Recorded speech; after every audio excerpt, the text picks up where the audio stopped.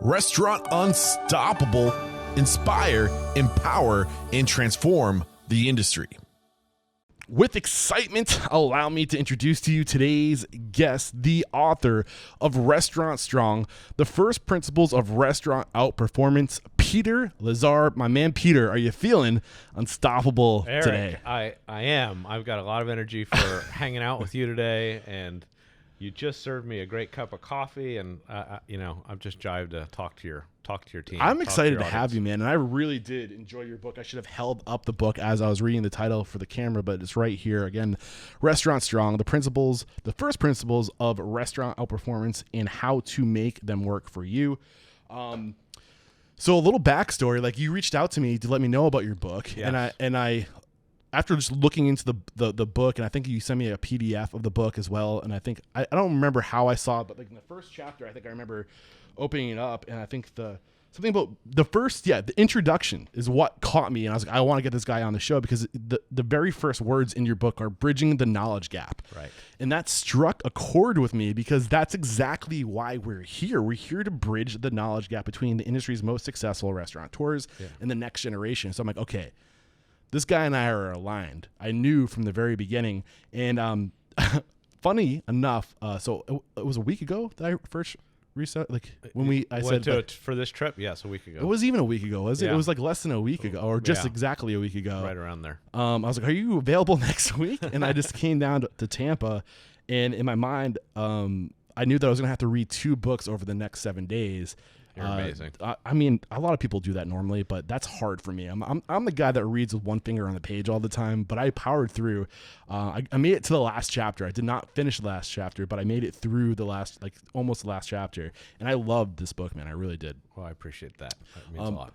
But in the back of my mind, I was thinking to myself, like, okay, I'm going to fly down, and the day before and during the flight down, I'll have time to go through and read the book, and I'll figure out your entire life story, and I'll know exactly the restaurants you owned and operated and the businesses you were a part of, and you don't mention it in the book. So I'm sitting here, and I know all of your values, a lot of your beliefs, but I still don't know who you are. And we spent the day together today, and I still don't know who you are because every time you started to tell me, I'm like, don't tell me yet. Right. I don't want to know. I want to know. It's a funky story. Yeah, I want it to come out. I want to be curious. I want it to come out organically during the podcast. So I'm finally getting to pull back the layers on you. So I kept them out of the book so you wouldn't know my backstory by the time we came here. That was the whole purpose. So I'm excited to finally be able to dive into it because I feel like I like to ask questions and take an interest in people when I meet them, and I haven't been able to do that with you yet. But before we dive into who you are and to why you wrote the book, let's get that motivational, inspirational, ball rolling with a success quote or mantra. What do you got for us? So taking from this idea of the knowledge gap, the mantra that I use for myself is that actually there's a lot more that we don't know about our own spot in the world than we even realize we don't know. So as an example, right, if you're a coffee shop today and you have an individual coffee shop, you probably know 1% of what Starbucks really knows, right? Mm-hmm. And me as a first-time author, I probably still only know 1% of what Malcolm Gladwell knows about writing a really great book, right? And we have to keep that level of what we don't know in the top of our head in order to keep trying to make that journey, right? Yes. And I'm listening to you talk. I'm pretty sure I wrote in the margins of your book, the more I learn, the more I realize I don't know anything. And that is like one of the biggest lessons I learned when I thought that, like, oh, I'm going to start a podcast. Yeah. I'm going to talk to like 100 restaurant owners, and I'm going to have all the secrets figured out. Yeah. And then I got to 100 episodes. I was like, maybe it's going to take another 100. And I got to 200 episodes, and I'm like, maybe it's going to take another 200. And I'm at 850 episodes now, and I'm still just like, I have ideas, I have thoughts, I have beliefs, but the more I learn, the more I realize I don't know anything. Well, and the amazing thing is it's not just about things that are external to our life experience, but let's just talk about Joe Rogan. There's something that Joe Rogan learned that is that, and of course you're in a very niche industry, but there's something that he learned that is something you can observe to keep crossing that bridge to higher levels of audiences and so forth, right? And I had to look to our restaurant leaders to really understand what those gaps are that we don't know, right? Because too many of us in this business, and I was one of them, sort of think we know most of what we need to know, and the truth is, to get to those next levels, we are falling short. Yeah.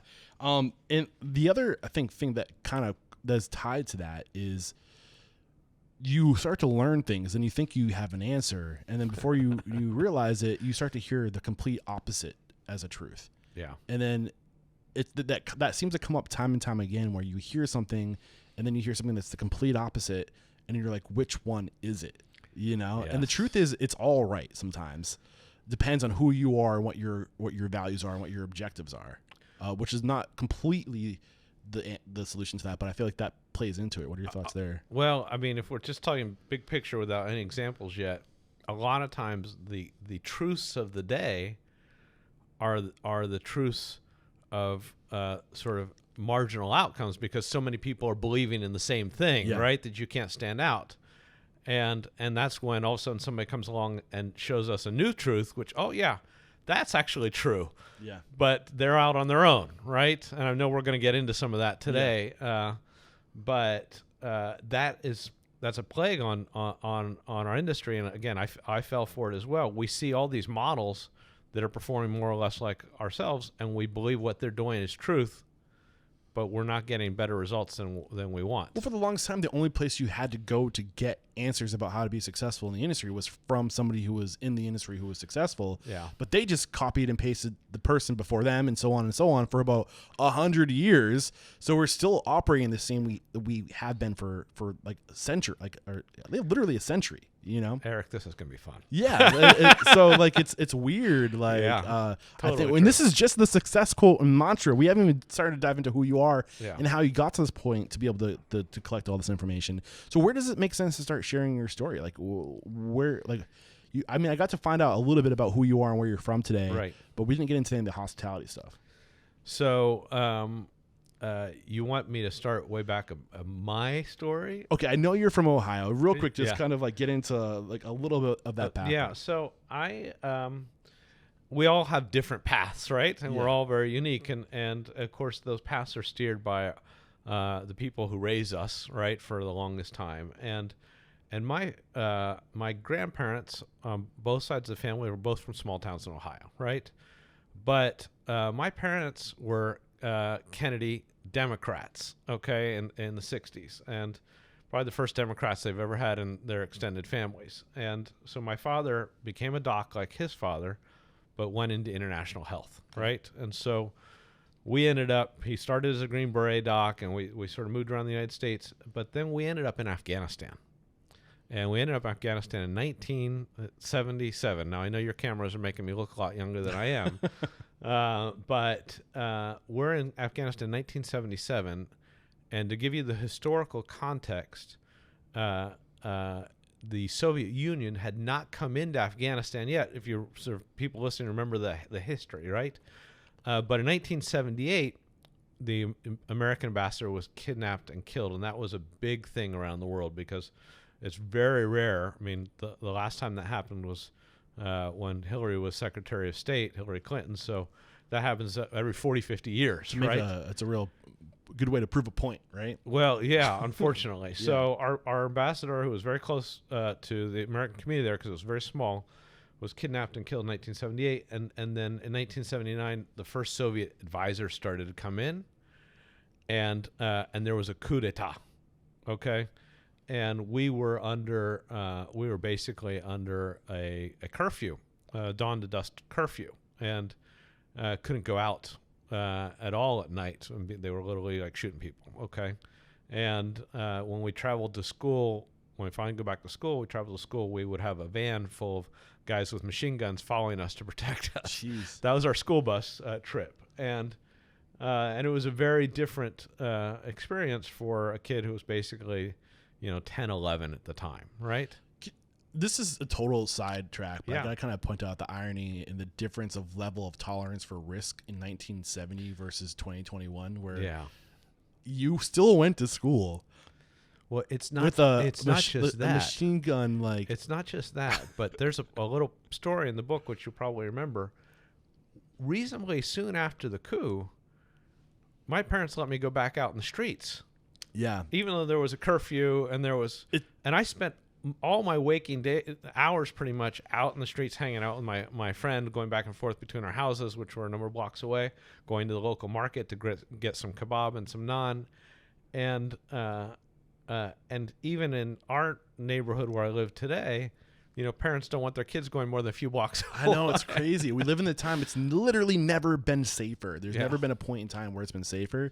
And, Totally true. And at the same time, we are more scared than ever before. Yes. And not to go down a rabbit hole, but I had to just use that as an example. Well, of so perspective. I think that perspective marks most of my personal story, because I ended up just innately, because of the experiences my parents put me through, to become a risk taker and a person who was traveling around the world putting together businesses. And I learned a lot about restaurants based on what people were doing in other countries, right? And less what they were doing in the States at the time, right? And I could really see the dichotomies. Yeah. It was very interesting. I mean, just in my short period of time in Thailand, like you see like a lot of what's trending now in our economy, like this isn't new. This is what all these other nations have been doing, focusing on one thing really well, keeping it simple, right? Yes. Which is now just finally coming into like the scope in our industry, or at least in the States, where people are starting to like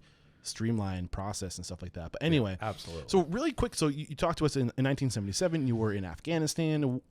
79, we moved to India. Okay. And I did 3 years in India until I was about 14, and that was also an incredible experience.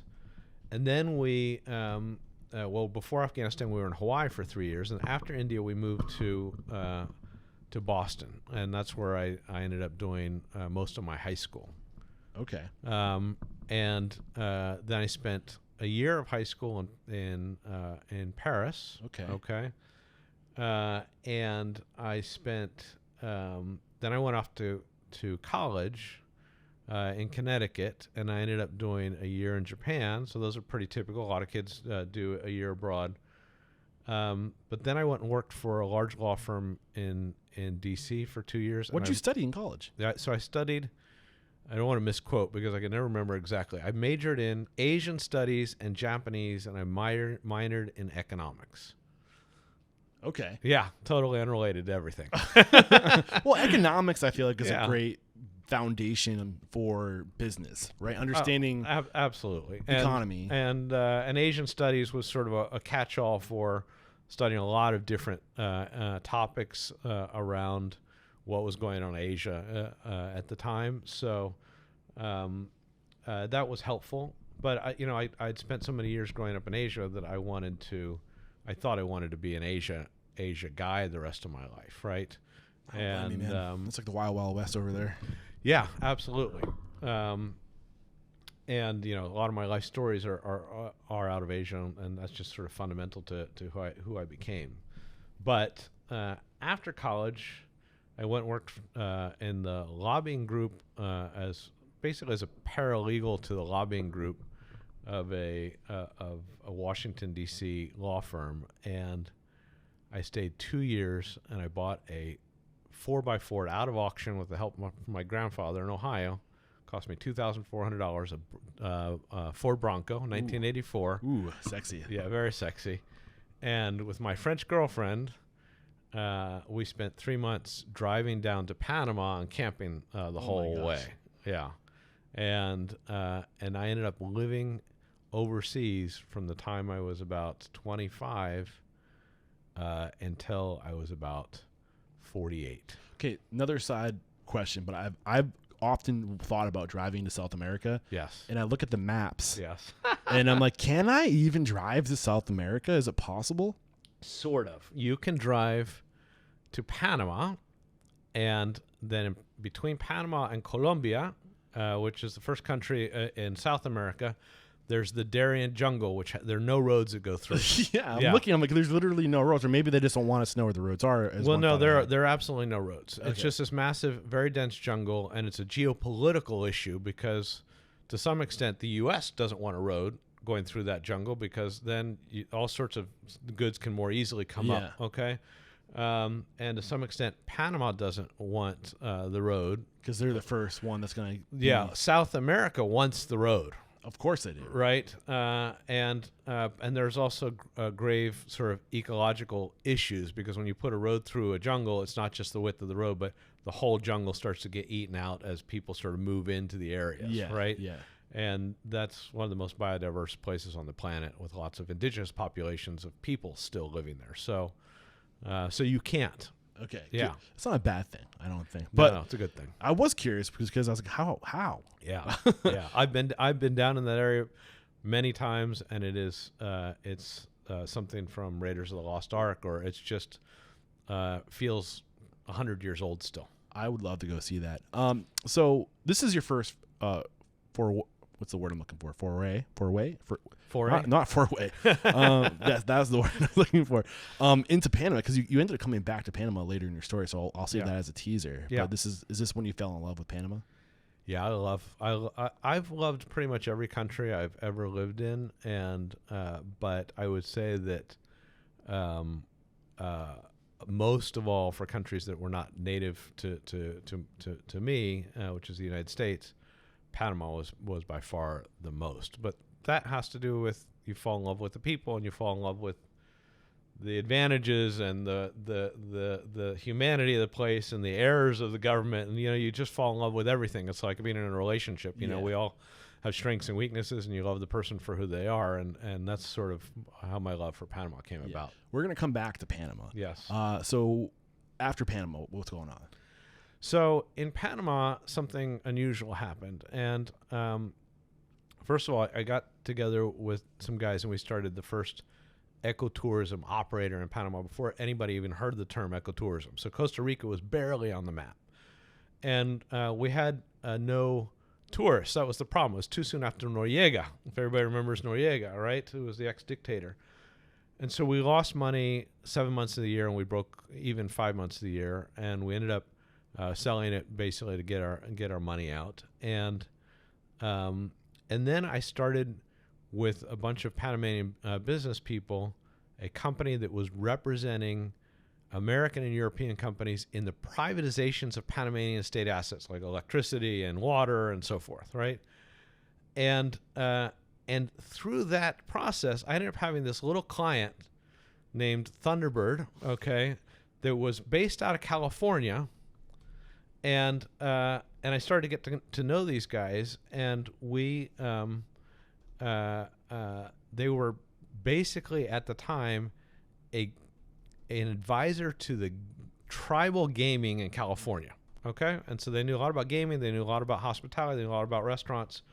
And, but they were an unsuccessful business. Okay. Because there were all sorts of legal issues in California around, if you're not Indian, can you participate in those tribal businesses or not? Right.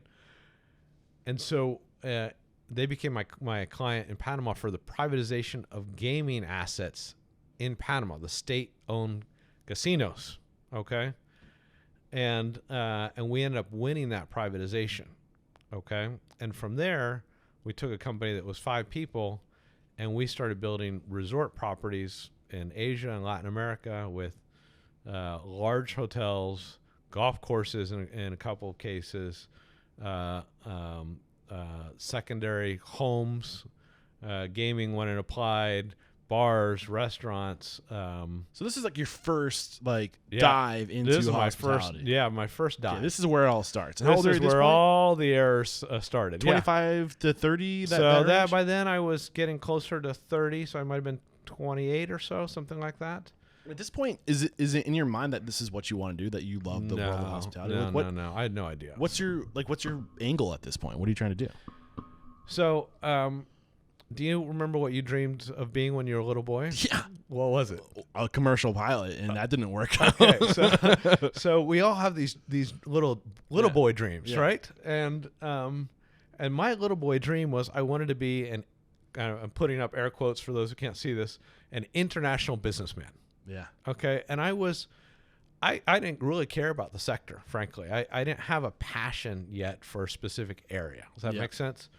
And and I didn't even know what an international businessman meant. I mean, what does that really mean at the end of the day? I guess you start businesses internationally, right? What was the appeal? Well, the appeal was that my father had always been sort of on the diplomatic public health side, and we all have these models in our lives when we're kids, and I would see these guys that were sort of in our communities that were Americans or Swedish or whoever they were, who were the guys who were representing the major corporations in those countries, right? And they always seemed to be living a better life. We lived a fantastic life. They always seemed to be living a better life than us, right? They had like more flexibility in their lives. And so I thought that's like what my father does, but taken to another version. That was what I had in my little boy head. This kind of sounds like the story I was telling you earlier when I wanted to be a pilot because of all these same reasons, because they looked like they had great lives, travel, beautiful homes, beautiful wives. Sign me up for that. It was the same thing. I think when we're boys, it shapes us a lot more than we realize when we become men. In my case, it just stuck, right? And I went forward with something where I didn't know where like my real passion was, because a lot of those things you're thinking about, maybe there's not really hard values in them yet, right? It's just sort of ideas of how you want to live. So I sort of fell into hospitality, and a lot of people fall into hospitality, as you know, for all sorts of reasons. Yeah. I got lucky in that I fell into it with a real business opportunity to bring U.S. hospitality expertise to emerging markets that hadn't matured that much yet in terms of hospitality. But at this point, you weren't an expertise or an expert. No, but I had folks who were part of our company. Yeah. This first sort of group of 5 or so that was around when we all got started together. They were all from the States. Okay. And but to be frank, nobody really knew much about restaurants. Okay. And that turned out to be maybe a good thing and a bad thing. So we started building restaurants in our properties, right? And so we started raising. I was the deal guy. I was going out and putting together deals, putting together financing, buying land, right? Hiring all the local architects and sort of putting projects together, right? And then I had other guys who were like sector experts in the different parts of our business, right? And we were hiring great chefs, people who knew restaurant management, people who knew restaurant marketing from all over the world to go to these properties. We ended up raising a lot of capital over time, and yet we couldn't get the restaurant business figured out. That makes sense. We had a lot of restaurants that were really bad businesses. They were sort of our lost leaders. Well, I mean, I feel like that's kind of a common trait with hotel adjacent restaurants. Yes. Because the focus isn't the restaurant. The focus is the bigger picture. Right. And the restaurant tends to be an appendage of the hotel to like host events or to be a place for people to congregate when they're at the hotel. But the business of a restaurant is always never really at the forefront. Well, that's absolutely right. And we understood that the business of the restaurant was to help us to collect a lot of bodies, right? Or to serve our other amenities. So we had big event centers in some places. We needed those restaurants for catering, right? Yeah. And obviously we had the hotels and so forth. Regardless, it really hit me hard that I couldn't figure that business out, right? Because when we're young in particular and we think we can figure everything out, and then we start stumbling and we're figuring there's things that we just can't figure out, it sort of pissed me off. And I was blessed to actually be able to sort of totally manage my time, because I had teams of folks that were now working for me, because we grew from basically zero in revenue, about $200 million in revenue over 7 years, 8 years. Wait, say that one more time? We went from about 0 to 200 million. In just the hotel revenue? In all of our revenue combined. Okay, in hotels and restaurants? Or hotels, everything? Restaurants, bars, event centers, gaming, golf, everything, right? Okay. We went to just under 5,000 people. Wow. Yeah. And so me having quite a bit of time on my hands and not really having been never had been brought up in the industry, but because I lived all over the world loving food like crazy, right? I started naively going around knocking on people's doors saying, how's your business doing? And what have you learned? And because I had friends in the restaurant industry, right? And I would go and talk to people. Which never happens. Which is that naivety was like almost like a blessing in disguise. It was fortunate that I was so I knew nothing. Okay, Yeah. I mean at the end of the day, I knew nothing. I could recognize that. Yeah. Right. And people would say, oh yeah, well you can fix this problem this way, or you can fix that problem that way, and I'm like, okay, great. How's your business doing? And the tale. I mean, I already know where this is going. People that I respected that seemed to have full restaurants, they weren't doing.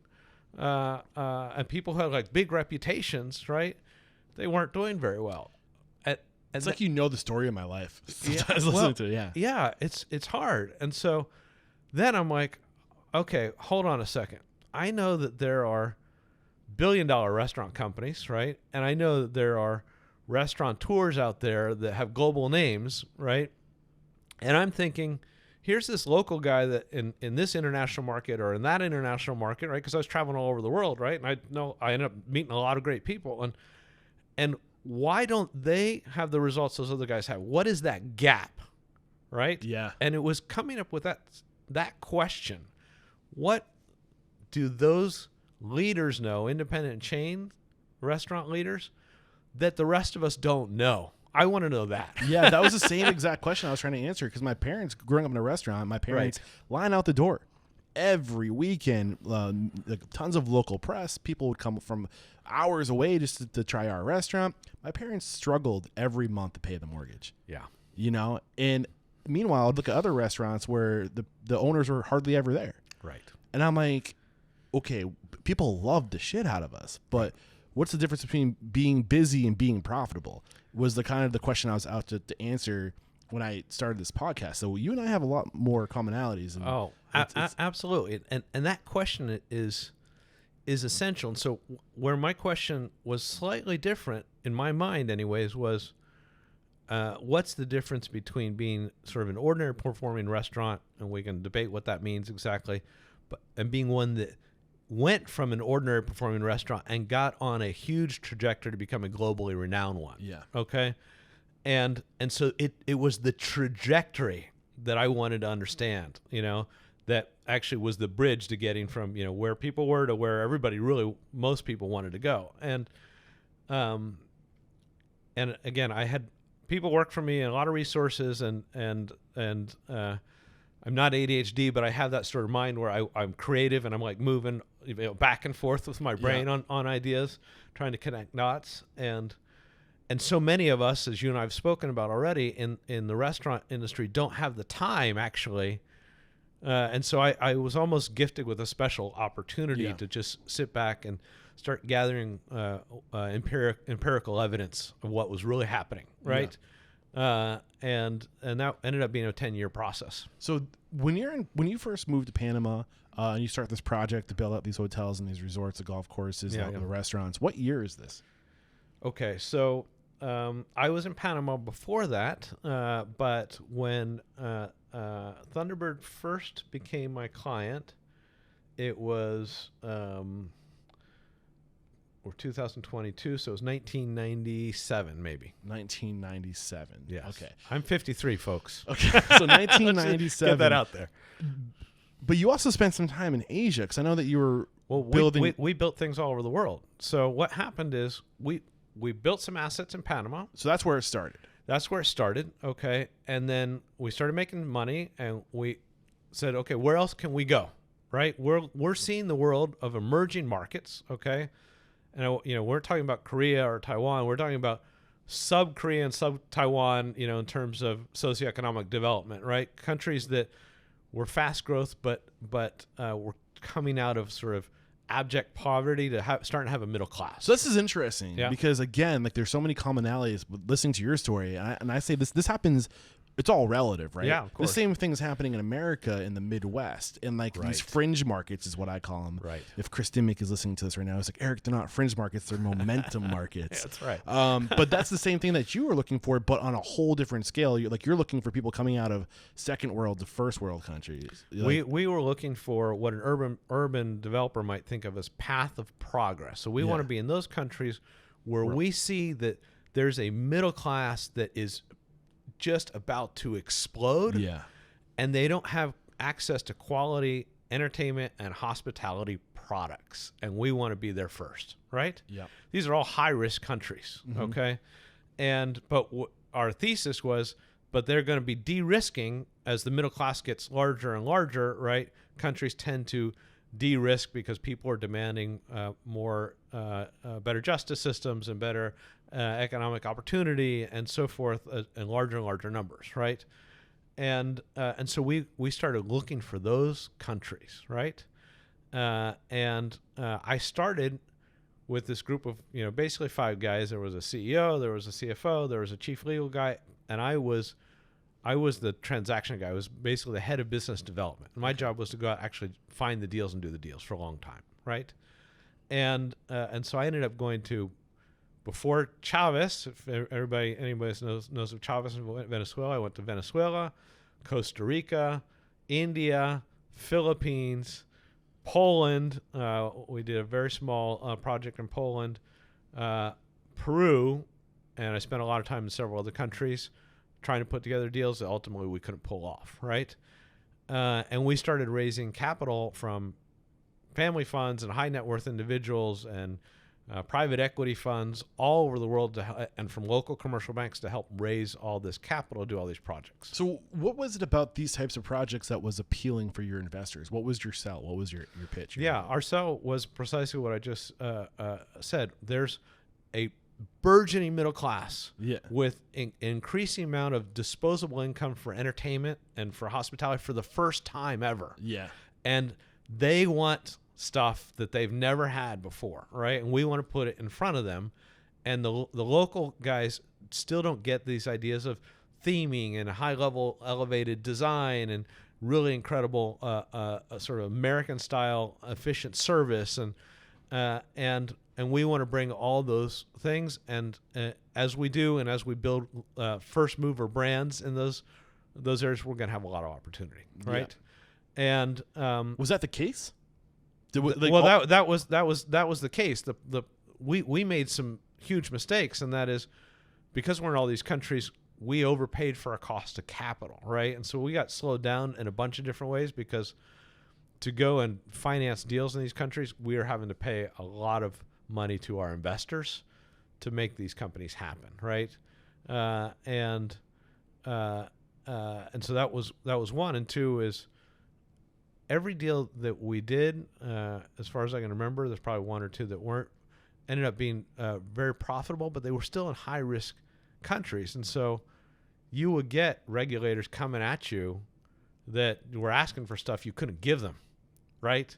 And you're having to, hide and seek with folks, right? Well, yeah, that's kind of like what some of the things I was thinking. You have a lot of these countries that are emerging, but at the same time, there's probably a lot of corruption and a lot of family history and a lot of people with their hands out. Is where I'm going with this. What we ended up doing as a business model is we said we're going to go in each of these countries.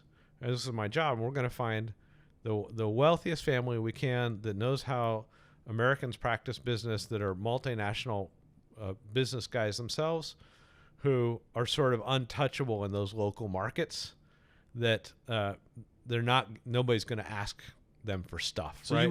you would associate yourself with we somebody would who's go already find established. We would find some local corporation or family group, and we would partner with them. We'd co-invest with them. Okay, so that would kind of put you under an umbrella of being a part of a local. Yes, anybody ever came and bothered us, we'd say, we don't know anything. Go talk to our local partners. They manage all the local affairs, right? Okay. And they could manage those environments because they were more powerful than the officials that would ever bother you, right? Got you. So I'm kind of curious, because I do think that there's a ton of opportunity for. I think a lot of people, when they think I'm going to open my own restaurant, they think I need to do it in my own standalone brick and mortar. But there's a lot of opportunity in hotels, and adjacent restaurants to hotels.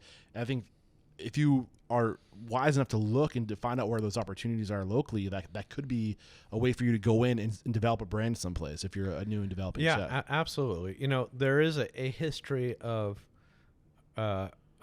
people not wanting to walk through a hotel lobby to get to a restaurant. Yeah. There's some sort of psychological barrier that exists in not all cases, but in many cases. And so wasn't there somebody who figured out to put like a separate entrance to the restaurant? Well, that's what you do is you basically insist if you're going to be an independent restaurateur in a restaurant facility, you want a door to the parking lot. Make sure before you move into the space that there's a deal negotiated. The door to the parking lot, your own unique visibility, those are really important, and you want a hotel that actually can create enough traffic that they're going to pay for the lease just from their own guests. So that's kind of where I'm going with this. So key elements, if you are looking at a hotel space, make sure there's an entrance to the parking spot. From this parking spot to the restaurant, and from the lobby. Make sure that the business from the restaurant alone can sustain cover your expenses. Yeah, your rent, and what else? Just your rent. So not your cost of goods sold. So the other issue is that. Let's talk about buffets for a moment, okay? The wonderful thing about buffets is there's something for everybody in a buffet, right?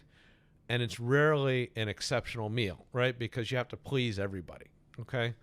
And the problem with hotel restaurants that are typically hotel restaurants is they're sort of like a buffet. They have to be relatively pleasing to all taste buds, right? So it's rare to find like an Indian restaurant in an American hotel, right? Yeah.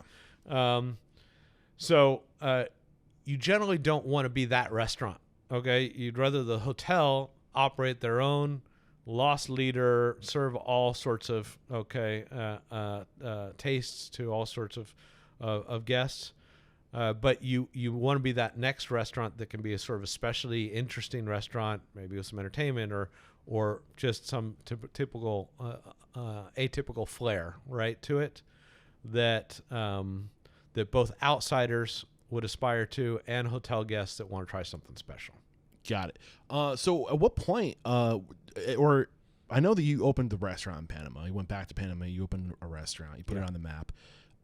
Was there a swing happening towards your focus from being more big picture, big biz dev, going to these countries and creating opportunity, or to swinging full focus on restaurants? When did that start to happen? It was all about Noma.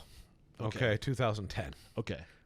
I'm faced with all these restaurants we have in our publicly traded company that are not making money. Okay. And I'm now trying to figure stuff out. Before you get into you discover Noma, paint the picture of where you are. What's your life look like at this point? Okay, so the day that I started to be aware of Noma, I was living in the Philippines. So this is 2010.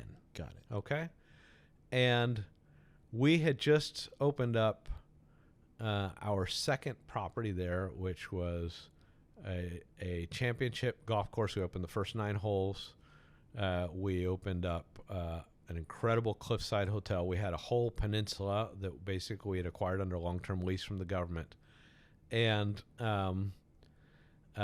we'd already had one property open that was on somebody else's golf course. It was absolutely stunning.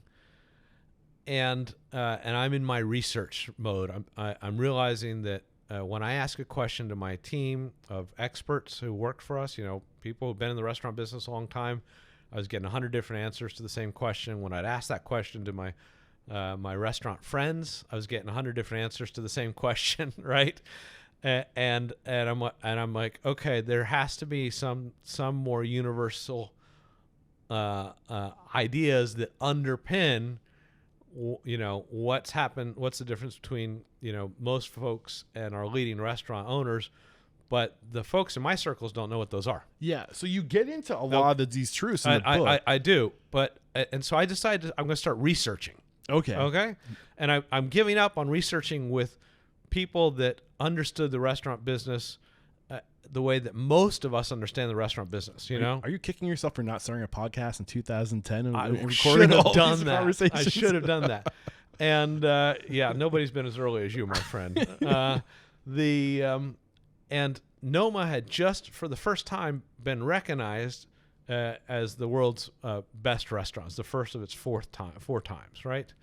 And I say, you know what? I want to figure out first what made Noma so special. What positioned it to go from a restaurant that I think started in 2004 to being the world's best restaurant in 6 years.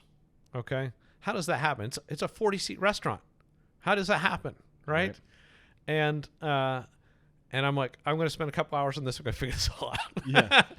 Right. And that 10 years later. Yeah, that was me sitting in my office with, we had almost 1,500 employees in the Philippines. I had an office of 50 people outside my door, and I'm sitting in my office every day looking at Noma, right? Trying to figure out what's going on. So you said up to this point, at this point, you haven't cracked the Noma code. You're still curious about what that is, but you did ask a lot of questions and you got a lot of varying answers that today aren't the right answers. What are a lot of those answers you got that you can debunk as not necessarily truth? So there are 3 levels, more or less, of knowledge. Okay, and for those who are listening that are restaurant owners, for example, right? If you are asking yourself a question about how something works, and the answer you are giving yourself, or that everybody in your team is giving you, are tactical answers, right? Which is basically, a tactic is something that really has just one action step to it, right? It's not universal. Yeah. Okay. And unfortunately, in the restaurant industry, many people don't get beyond tactical answers. Now, there's a layer 2, which is strategic. Okay, I want to be able to bring in more people into my restaurant, right? What is the strategy that I would use, right? And so let me give you an example of the tactic first. Yeah, so we can like tighten this up, yeah. right? So a tactic might be, I want my sign to stand out, so I'm going to put up high on a pole. Okay. Create a pole sign, right? That's a Get tactic. into the juxtaposition. Yes, exactly right. Yeah. And so, well, that's a great point. We should go there. So then the strategy around that could be, if I really want this sign to stand out, I need to add some other features to it, right? So I want to put lighting on it, and I want to make sure that it's got a blue sky behind it, and there's not a lot of other things that are sort of distracting, and I want to make it rotate so that people see the movement, and I'm sort of devising a whole strategy around that sign, right, to create visibility. Okay, but there's another layer. This is probably why there's zoning codes today. Yeah, absolutely. Because everybody will do the same thing, yeah. right? So so if you are getting a strategic answer from somebody and you're saying, how do I actually get more people into my restaurant? And their idea coming back to you is, put a pole sign, light it, make it rotate, put bright colors on it, make sure it sits against a blue sky so everybody sees it, right? You'll get more people. Okay, yeah. Not universal, obviously, because if you are the French Laundry, that's not going to do you any good. You're in the the middle of Napa Valley. It's not like you got 100,000 cars going by on a highway next to the French Laundry, right? So, absolutely not a universal strategy, and doing a pole sign is not a universal tactic, right? So we all have to understand that there are first principles that are below every single tactic that has worked sometimes, and every single strategy that has worked sometimes. And so I was only getting strategic answers and tactical answers that worked in some situations, Yes, and not in other situations. I can totally because we went through absolutely.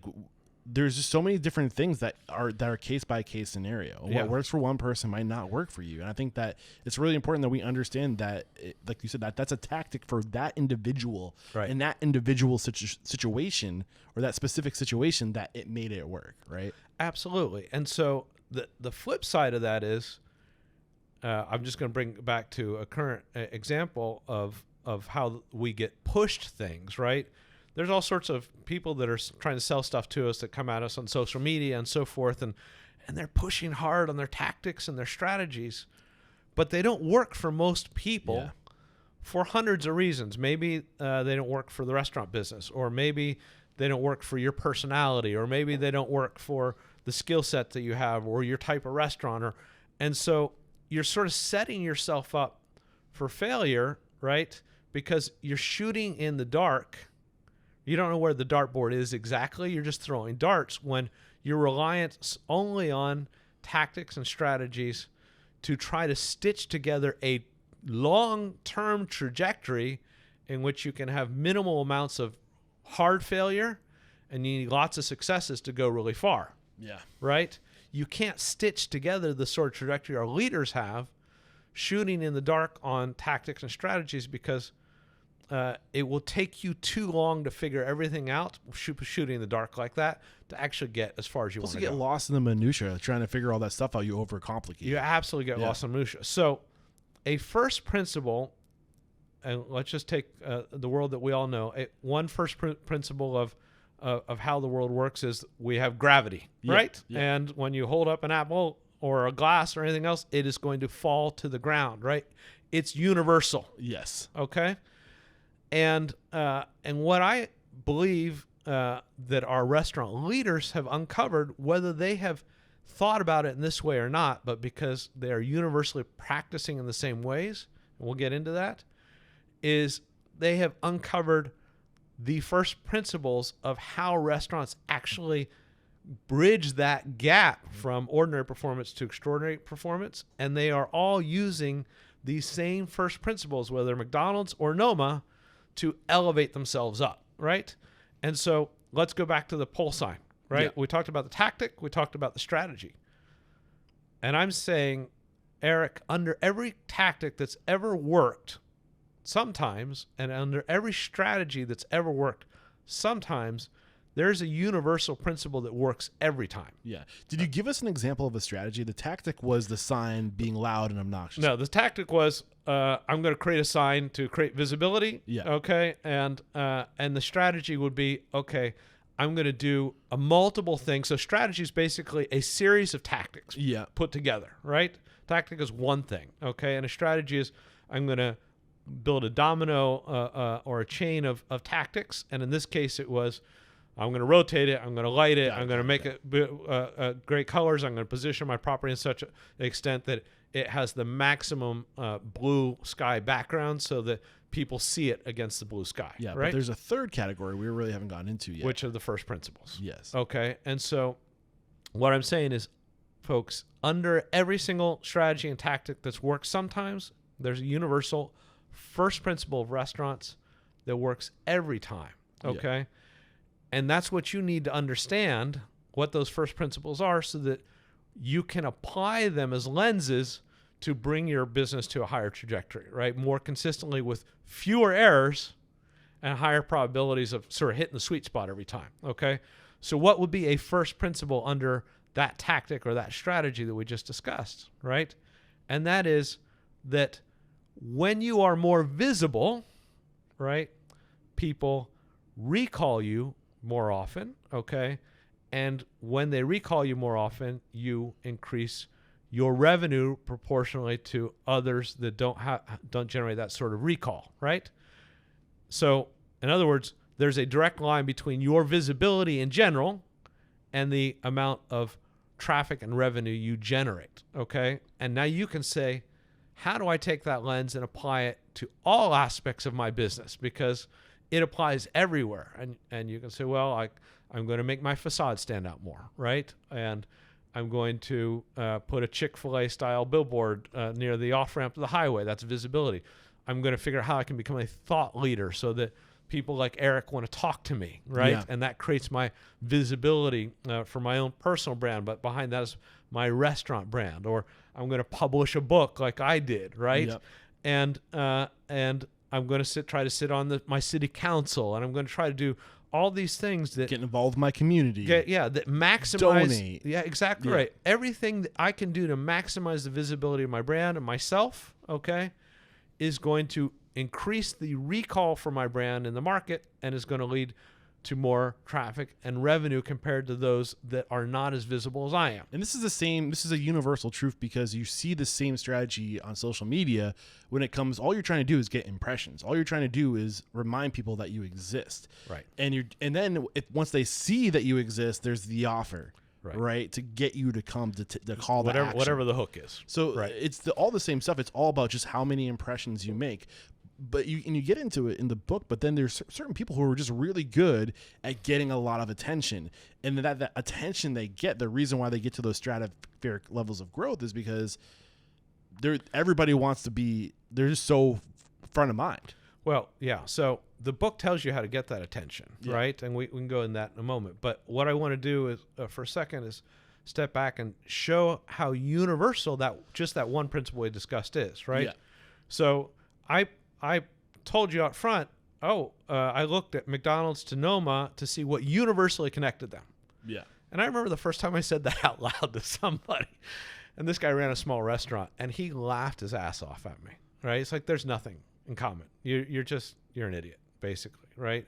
And I'm like, well, I'm not certain if I'm an idiot or not an idiot. Okay, is it nothing in common? Do you know of Noma? Do you know of McDonald's? Then they have something in common. Well, yeah, exactly. And so if we think about visibility, right, as our first principle, McDonald's creates visibility in many different ways, right, that are different strategies and tactics, than the way Noma creates visibility, right?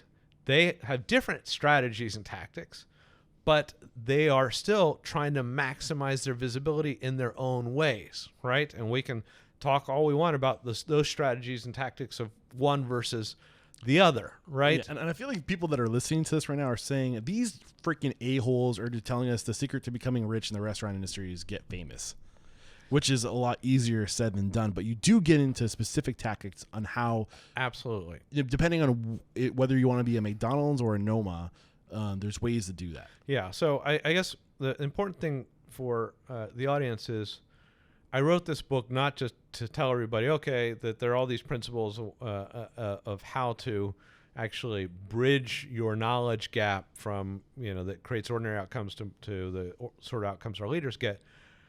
But actually, there's how our leaders did each of these things are in the book. Yeah. Right. And that for me ended up being the bigger jumps, because I could start to easily see the universal approaches to fulfilling these outcomes. Right. Yeah. And we haven't said it yet. And I know where you're heading with this, because I did read the book recently on my flight down here. That even McDonald's and Noma, what they share in common that we haven't said the words yet, is they broke cultural truths. Right. So what is a cultural truth? Yeah.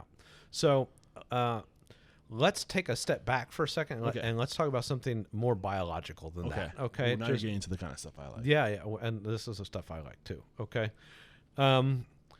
Everybody who is listening to this, right, had ancestors. Yeah. Right. Whether we knew our ancestors or not, we have thousands of years of ancestors, right? All of us. And at some point, those ancestors were hunters and gatherers, right? They were very primitive in their behaviors, right? And our biology hasn't changed much since then, right? And how did they survive?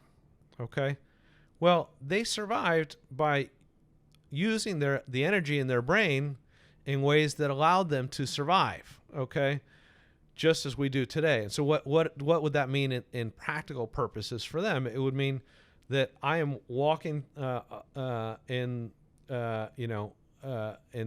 some sort of open field of grass, right?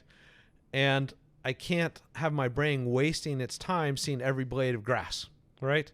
So we allow our brains to, over time, recognize the patterns in our world, and then our brain doesn't actually have to expend any energy when it sees them. This is all like this. Sorry, keep going. Yeah. And so I want you to think for a moment about the blades of grass as, for example, being strip malls today. Okay. When we drive by strip malls today, right? Or we drive by 20 pole signs in a row, we no longer see those, okay, because our brain doesn't want to expend energy on them because they don't represent a threat or necessarily an opportunity. Yeah. Right. Okay. And at the same time, those ancestors of ours, if they saw some striped animal moving between the grass, right, which could have been a tiger, they would see that change in the pattern, right? And that would alert them to opportunity if it was something to eat, or alert them to a threat, right? Yeah. And so biologically, we are trained to pretty much only see opportunities and threats, right? You're walking down the street, whether you're a man or a woman, and there's somebody who is beautiful walking by versus an ordinary-looking guy like me, your eyes are going to turn and look at somebody who might look extraordinary, right? Yeah. And you might not look at the next 100 people, right? And so we're looking at opportunities and threats because our brains make us do that, okay? And those opportunities and threats are always breaks to the pattern. Yeah. Okay? And so one thing we all need to understand is when you go back to that pole sign as one example, you're doing everything you can to break the patterns of the view lines, right? In order for the people so that people will see it, right? Yeah, and see you. And therefore, which ironically, and this is all the dots like Maslow's hierarchy of needs of needing to be seen, and like these ideas of cultural norms, these patterns is why I think you could even tie this to Dunbar's number with being in groups of 150 in tribal, because beyond that, the patterns, the beliefs started to break up, and it was dangerous because you believe different things than we believe, and now you're a threat. And that's why culture is so important, because it lets us grow beyond 150 so we can share the same patterns and beliefs and religions, which is why religion was so important for our evolution to common day. Absolutely. So I'm going to come to cultural truths in just a moment. So when you see McDonald's launching a new product that has a crazy new name to it, right? And they're creating a Happy Meal, and they create a Happy Meal, and they're putting a unique toy in that Happy Meal, and they're doing everything they can to break the patterns of what their competitors are doing. That is like their number one focus is, how do I break the patterns of what all my competitors are doing? And they're all trying to do the same thing. They're all out there looking to break the patterns. You can call us a unique selling proposition. Right, exactly right. That's a way to do it. But that's a way to say it. But for our own biology, to take away the business terminology, we're just trying to like break the patterns that everybody else and our people fall in, that we ourselves fall into. So what does that have to do with cultural truths? Okay, so patterns tend to be physical things. I just real quick want to reinforce what you're saying, because you see this with Zig Ziglar and Zig. I think it was Zig Ziglar that said Zig when everyone else zags, or is that somebody else? I don't remember. And then you have the Purple Cow by Seth Godin. Like beautiful. These are reinforcing what you're trying to say. Like, absolutely right. And so in this particular case, what I'm telling you as the audience is, don't just understand that it's the path less traveled, or don't just understand that you're trying to like step on a new ground, but take for what I'm saying for as a how-to.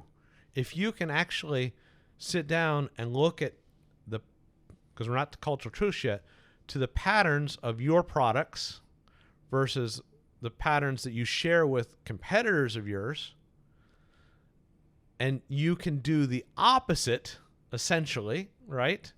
Then you can actually find a way to break that pattern and be more visible, right? Sticking on that one first principle. So, one example that I would use is Papa John's and Papa Diaz. Mm-hmm. Okay, Papa John's went and looked at its day part business, right? And they said, well, we can serve. We want to increase that part of our business. People don't eat a lot of pizzas in the day part business. They want handheld stuff, right? And pizza restaurants serve calzones. Okay. Now you're talking near and dear. Yeah, I know. I'm getting close to your heart. Okay, but they said that's a pattern, so we can't serve calzones, right? And then they said, well, people in our price point in our geographies tend to be Subway-style shops, and they're serving Subway sandwiches. So we can't serve Subway sandwiches either. So those are the patterns. How do we do something that is near opposite to that as possible, right? Because that idea of looking for the opposite or the near opposite is what helps you stand out. Yeah, it's not a little iterative change. It's a jump. Yeah. Right? And too many restaurateurs get caught up in making these little iterative changes and saying, I create this little twist or this little take. But it's, folks, if you think back to when you've done that, it was rarely enough to change your business outcomes, right? Yeah. So Papa John's thought about it, and they said, well, what we can do is we can create something which folds over with pizza bread like calzones, right? Make it thinner, not as doughy, but we're going to fill it with sandwich style content. So like a meatball sandwich or a buffalo chicken sandwich, but in a folded over pizza bread, right? And so calzones normally are basically versions of pizza folded over. In this case, they're versions of subs folded over as calzones, right? And a little thinner, a little more sandwich-like. And they called those papadillas. And that pattern break of we're not actually serving a sub or a calzone, we're serving something that's actually unique. A new invention that nobody else is doing. Yeah, nobody else is doing it, right? Yeah. And that lifted Papa John's day part business a lot, okay? And sort of became their profit leader coming out of that particular first year. So that's the sort of work we're trying to do, is find the opposites, okay? So now Eric brought up this question, what is a cultural truth, right? Yeah. And what I said was patterns and pattern breaks, for the most part in our business, are physical things, right? Cultural truths are ideas, okay? And I'm just going to say something stupid as an idea, okay? One cultural truth is that we should drink coffee out of a mug, okay? Another cultural truth is that we should eat with forks and knives and spoons, right? Another cultural truth is that we should put a host, if we have fine dining, at a host station at the front door, right? Everything that we see, everything that Eric and I are looking at right now, okay, all these objects that are around us are made up of human beliefs that we've created, right? Because it's what we've always known. It becomes what we know, part of our culture, right? And it becomes part of our culture, right? And so, because we are not adept as humans at seeing the way that we do things are actually just belief systems that we made up as humans to create some order in this chaotic world. Yeah. Right? We have trouble seeing that actually every one of them can be broken by trying to do the opposite of that idea. Yeah, and you're reminding me right now of Danny Meyer's words in the book, Setting the Table. He says, who says you can't do this? Right. Who says you can't do that? Right. We just kind of come up in this world where we're just so used to social norms that we think that if we break a social norm, it's going to be a disaster. But in reality, it's going to set us up. It's going to make us stand out. Right. And you saw, like you use, I think in the book, the example with Chipotle and how the cultural norm was to get fast food as cheaply as possible. Right. But what ended up happening is that we got really unhealthy food as a result of that. And their cultural truth, or the cultural truth that they broke, was that it doesn't have to be fast and unhealthy. It can be fast and it can be healthy. Yeah. And that's how they broke the norm and stood out. Absolutely. So what Eric is referring to is the cultural truth and what is called an a priori truth. And an a priori truth is a truth that you believe should be true, that you now have to go out in the world and prove. Okay? It's not a truth for everybody yet. It's a truth that you have a conviction that you want to prove that it should be the truth, right? And so Steve Ells, founder of Chipotle, said, fast food, food served quickly, can use real ingredients, not manufactured, processed, factory-made ingredients, right? Juxtaposition, by the way, right? That language. And so we're going to use real ingredients in fast food, and we're going to show people where those ingredients come from, and we're going to put them out in front of you so you can see that they're fresh, right? And They're not going to be cooked on a grill that's hidden in back where you saw somebody pull up a frozen patty. Yeah. Right? We're going to put everything right in front of you, and we're going to tell you where we sourced it, and we're going to bring that into fast food. And this is an a priori truth because nobody else is doing it. So we are going to prove this one store Chipotle to the world. Obviously, this was a process over time. He didn't have all these ideas from that first day, right? But he started to learn what he had, right? We're going to prove to the world my new truth, my a priori truth, that yes, food can be served quickly and use real ingredients, right? Yeah. Go ahead. No, you go ahead. Well, and I was just going to say, but every restaurant has an opportunity to do the same thing, right? And so along comes Sweet Green, right? Just went public, and they said, oh, fast casual, because now there's a thing called fast casual thanks to Chipotle, right? Fast casual doesn't just have to be about the cultural truth that it's serving real ingredients, because Chipotle is really about serving real ingredients, right? Not about nutrition and health.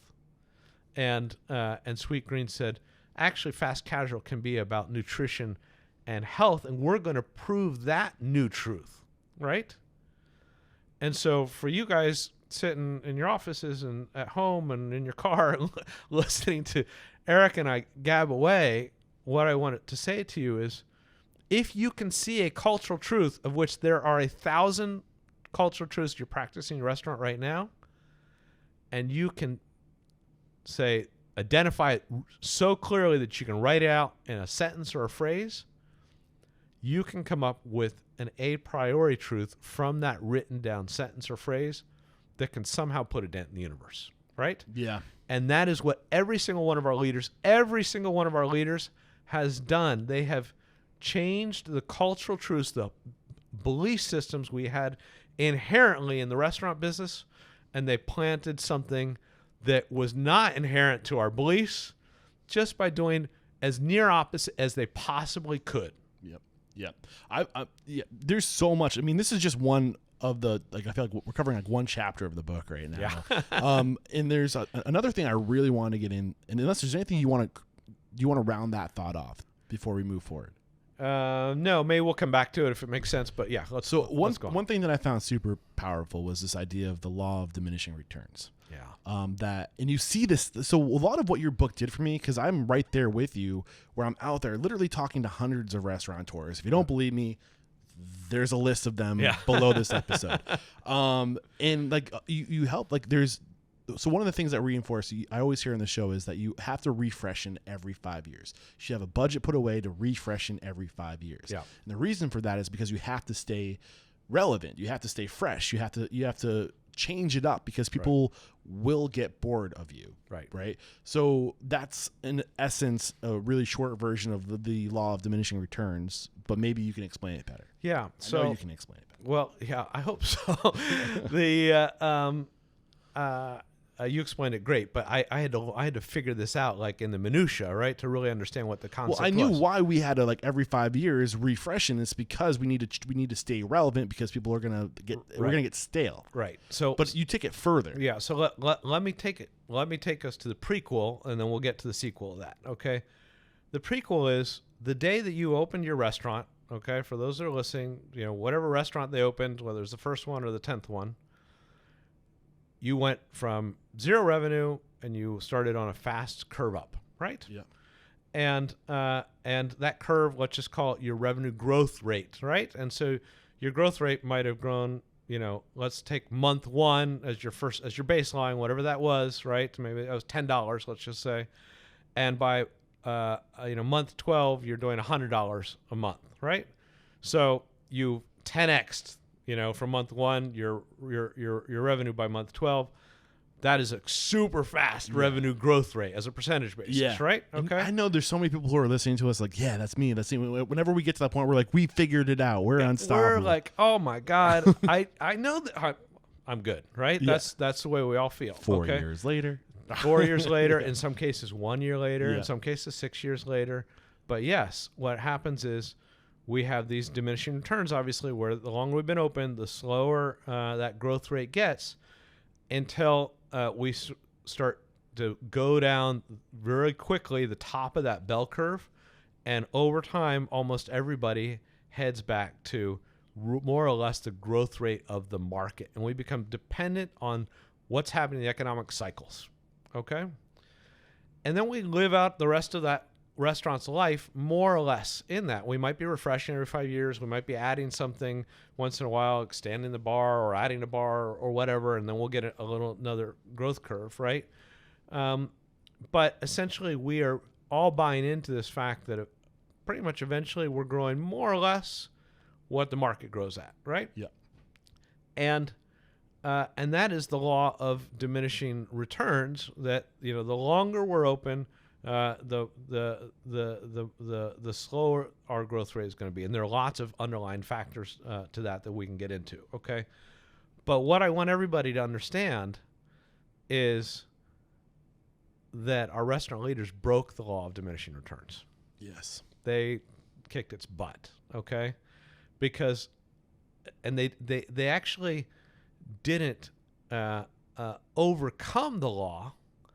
They adjusted to its realities. Okay, and so nobody can escape the law of diminishing returns. It's a law. It's a law, right? If you open exactly right, it's a law. If you open up a McDonald's today, you're going to go through that bell curve, right? But when they recognize front and center that bell curve is going to happen, right? They say, well, what do we have to do to not keep that growth going forever off that first curve, but how do we create many successive growth curves on that same storefront? Okay? So if you don't believe that this is a big deal, think that, before the crisis, about the 5-year period before the COVID crisis, Domino's, 60 years after opening almost, had hit a couple years of 9% same store growth. Okay. How do you do that when you've been open for over 50 years? Constantly evolution, constantly evolving, constantly evolving. But what are you really doing? You are constantly innovating to such an extent that you can create a new growth curve on top, a new bell curve.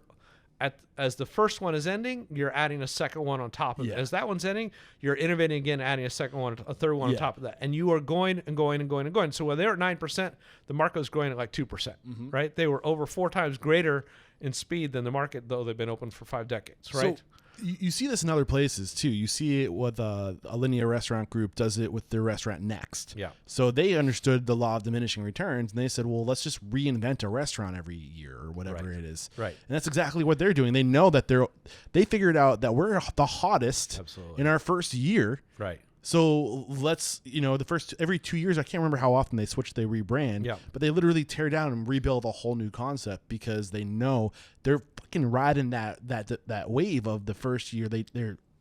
We're starting to see downtick and reinvent. You see it with Taco Bell. You use that in the example. They have a freaking chicken sandwich, chicken taco. That's the bread is the chicken. They have a Dorito taco. They're just doing the craziest shit they can think of to bring you in. Right, exactly right. And so what the way that they all think, the leaders all think that most people don't think is when I opened my restaurant, I created some novelty in the market because I put in a new business, right? Yeah. That's what happened to most of us.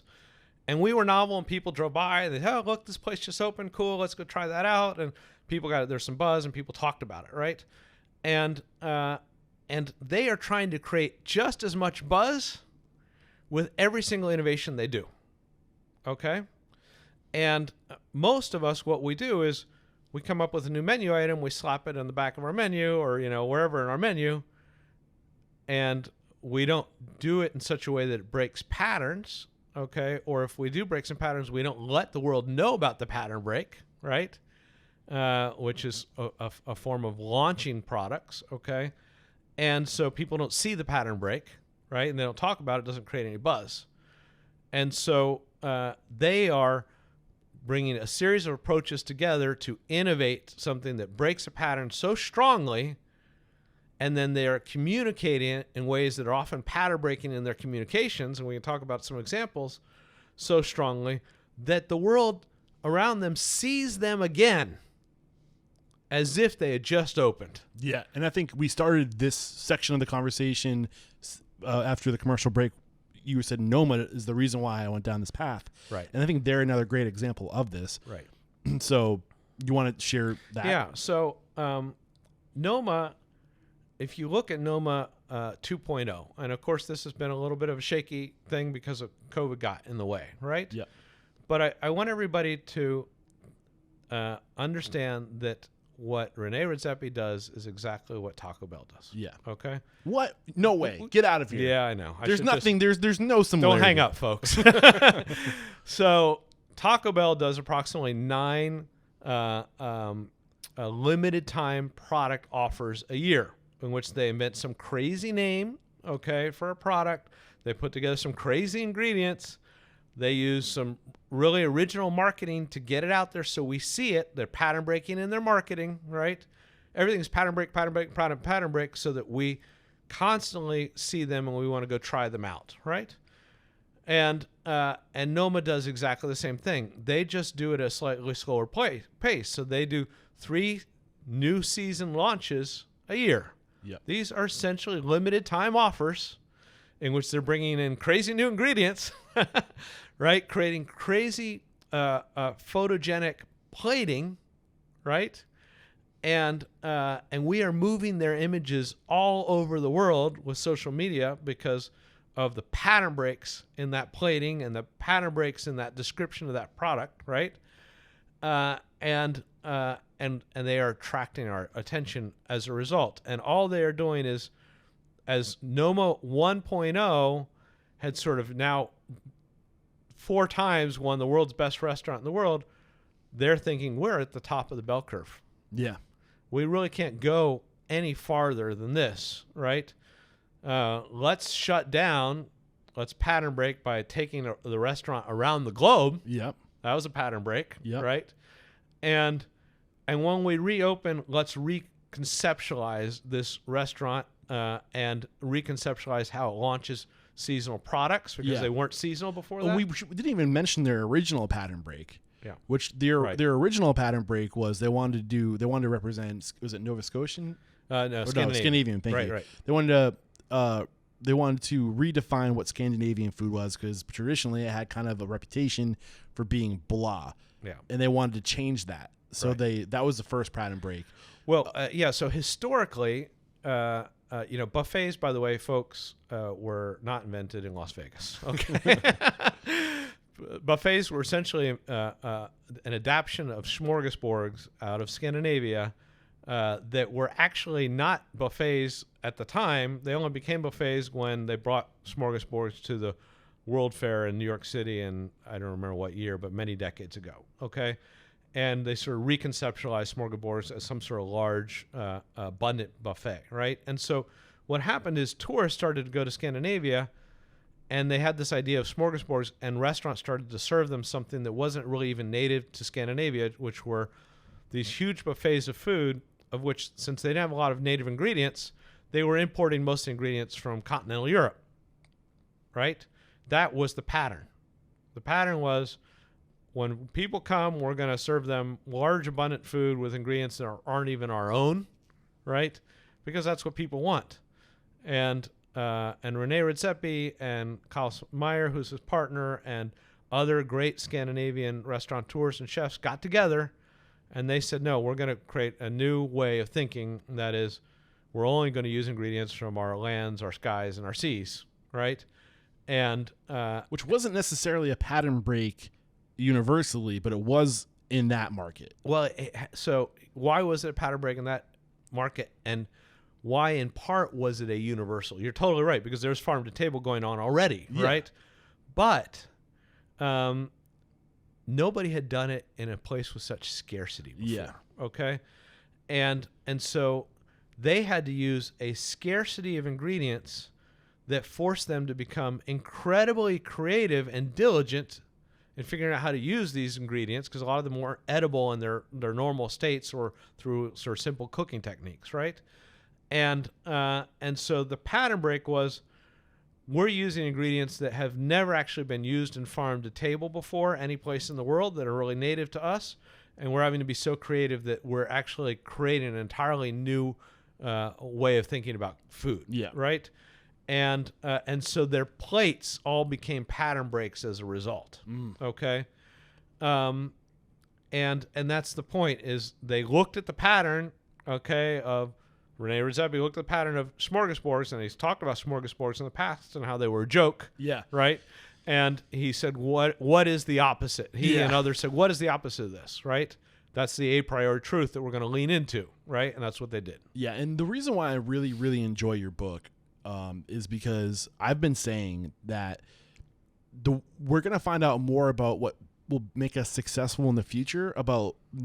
We're going to learn more about what will make us successful in the future by looking to our pasts and understanding how we got to where we are. Absolutely. Not necessarily like history, but like evolutionarily, like why we are the way we are, anthropological, what's happening in our brain. And like all this stuff is reinforcing we are a certain way. And I don't know if these people are doing it intentionally, but like we as humans, like we know that we're not in the business of food. We're in the business of creating experiences, right? And we're not even conscious of the experiences we're having. But when you can subconsciously influence people and break the habits, and they don't even know why they love you so much, but it's just like you're making it like these unconscious experiences, which is weird to kind of say, like, because like you think of an experience, you think I'm totally conscious of I this. hate that word. What? It's experience. Okay. So let's dig into that. Let's challenge each other a little bit. I think that's one of the most dangerous words in our business. Why is that? Okay. So it's sort of like the word service, right? I provide great service, or I show my love to customers. What does that really mean, right? That means something different in every single restaurant based on the tactics and strategies that a restaurant. So the word service is sort of an empty word because it can mean many different things, right? And where I want everybody to feel challenged a moment is, and we'll get to experience in a moment, is how do you define the word restaurant, right? And when you ask most people, when you do a dictionary check, right, what it all says is it's a place where people can come in, sit down, and order food and drink and consume it on premise, right? Now, of course, there's some adjuncts to that today with delivery and so forth, but essentially that's the traditional look, right? But that definition is sort of like saying a car is a vehicle that has 4 tires and takes us from point A to point B, right? When we know that we buy cars for status symbols, we want social currency of having a Mercedes or a Lexus or whatever, brand that you aspire to, right? And we buy cars because we have kids and we want that third row of seats because we want to be able to fold down the seats and throw in soccer balls, or put the seats up and bring in 3 rows of kids to the soccer game, right? And when you think about all the use cases for a car, right, you're actually going to see that what defines an individual car, every single individual car, is the individual needs that it serves, right? And unfortunately, when we believe in our heads that we have to define our restaurants based on the food we choose to serve and the service format we choose to provide, and those are the key definitions for what people get out of a restaurant, we're actually missing the boat. And the boat is you have to have your eye on the bullseye, and that is, what need are you fulfilling that is different and deeper, more deeply fulfilled than everybody else, okay? And so for me, cars, okay, and restaurants are both solving human needs. I would call a restaurant a solution provider. Yeah. So now you're getting into Maslow's hierarchy. I am. Yeah. Okay. And so where experience always bothers me is it's sort of like a cloud, right? It's hard to penetrate what actually underlies that allows us to see what we need to do to get on that higher trajectory. Yeah, and when I got into that section of the book, and again, like you're reading your book just reinforced so many of the things that I've learned that I haven't quite been able to, articulate as well as you did in this book. Like I always say that eating out has more to do with psychographics than it does with experience or food or anything. It's what does being seen in your restaurant say about me, right, and my beliefs and what I think is important. And if you can tap in, and that comes back to the human needs sides of things, like how am I seen? How am I perceived? What do people think of me? Like what am I? So like, and you talk about this in the book, is you got to figure out what people's needs are and to serve those needs, and that's your goal. And people all need to be seen and recognized, and we all have an identity that we need to feed. Absolutely. And so here's where it gets a little more complicated, what Eric's alluding to understand restaurants that are not fast food, because we can all picture what the need cases are, the need states that are fulfilled by fast food. I'm hungry and I need to fuel up quickly and keep moving, right? That's a physiological need. Save time. Yeah, it's a physiological need of I need food quickly. Yeah. I'm hungry, and it's I need to save time. I need to move on quickly, right? Yeah. But there's other needs. But there are other higher level needs, right? And so you go to the French Laundry or Noma or Next or Alinea or any of these destination fine dining restaurants to go to the opposite end of the spectrum, right? And you say, oh, they don't provide any, they don't solve any needs. They're just there to provide people with like great experiences or whatever, right? And that reality is the base layer, folks, of why people go to restaurants. Every single restaurant is they think that restaurant, given all their conditions in the moment, who they're with, what they got going on, is the best place for them to go to solve some specific human need they have. And so for Noma, right, what needs could they possibly serve when I'm spending $1,000 a person when you add wine onto it, right? Forget the travel costs. And they're solving two very distinct human needs. One is the one that Eric is alluding to, which is esteem, right?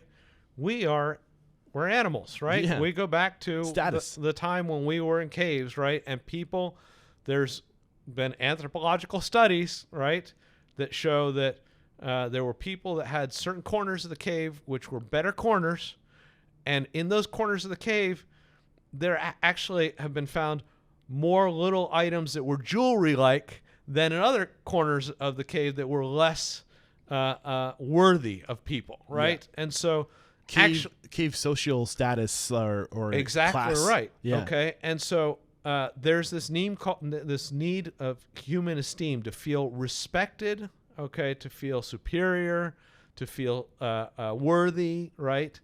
And when I went to the French Laundry and I put on social media for my friends that I was at the French Laundry, I took some food photos. That was me being a very biological human of I've arrived, right?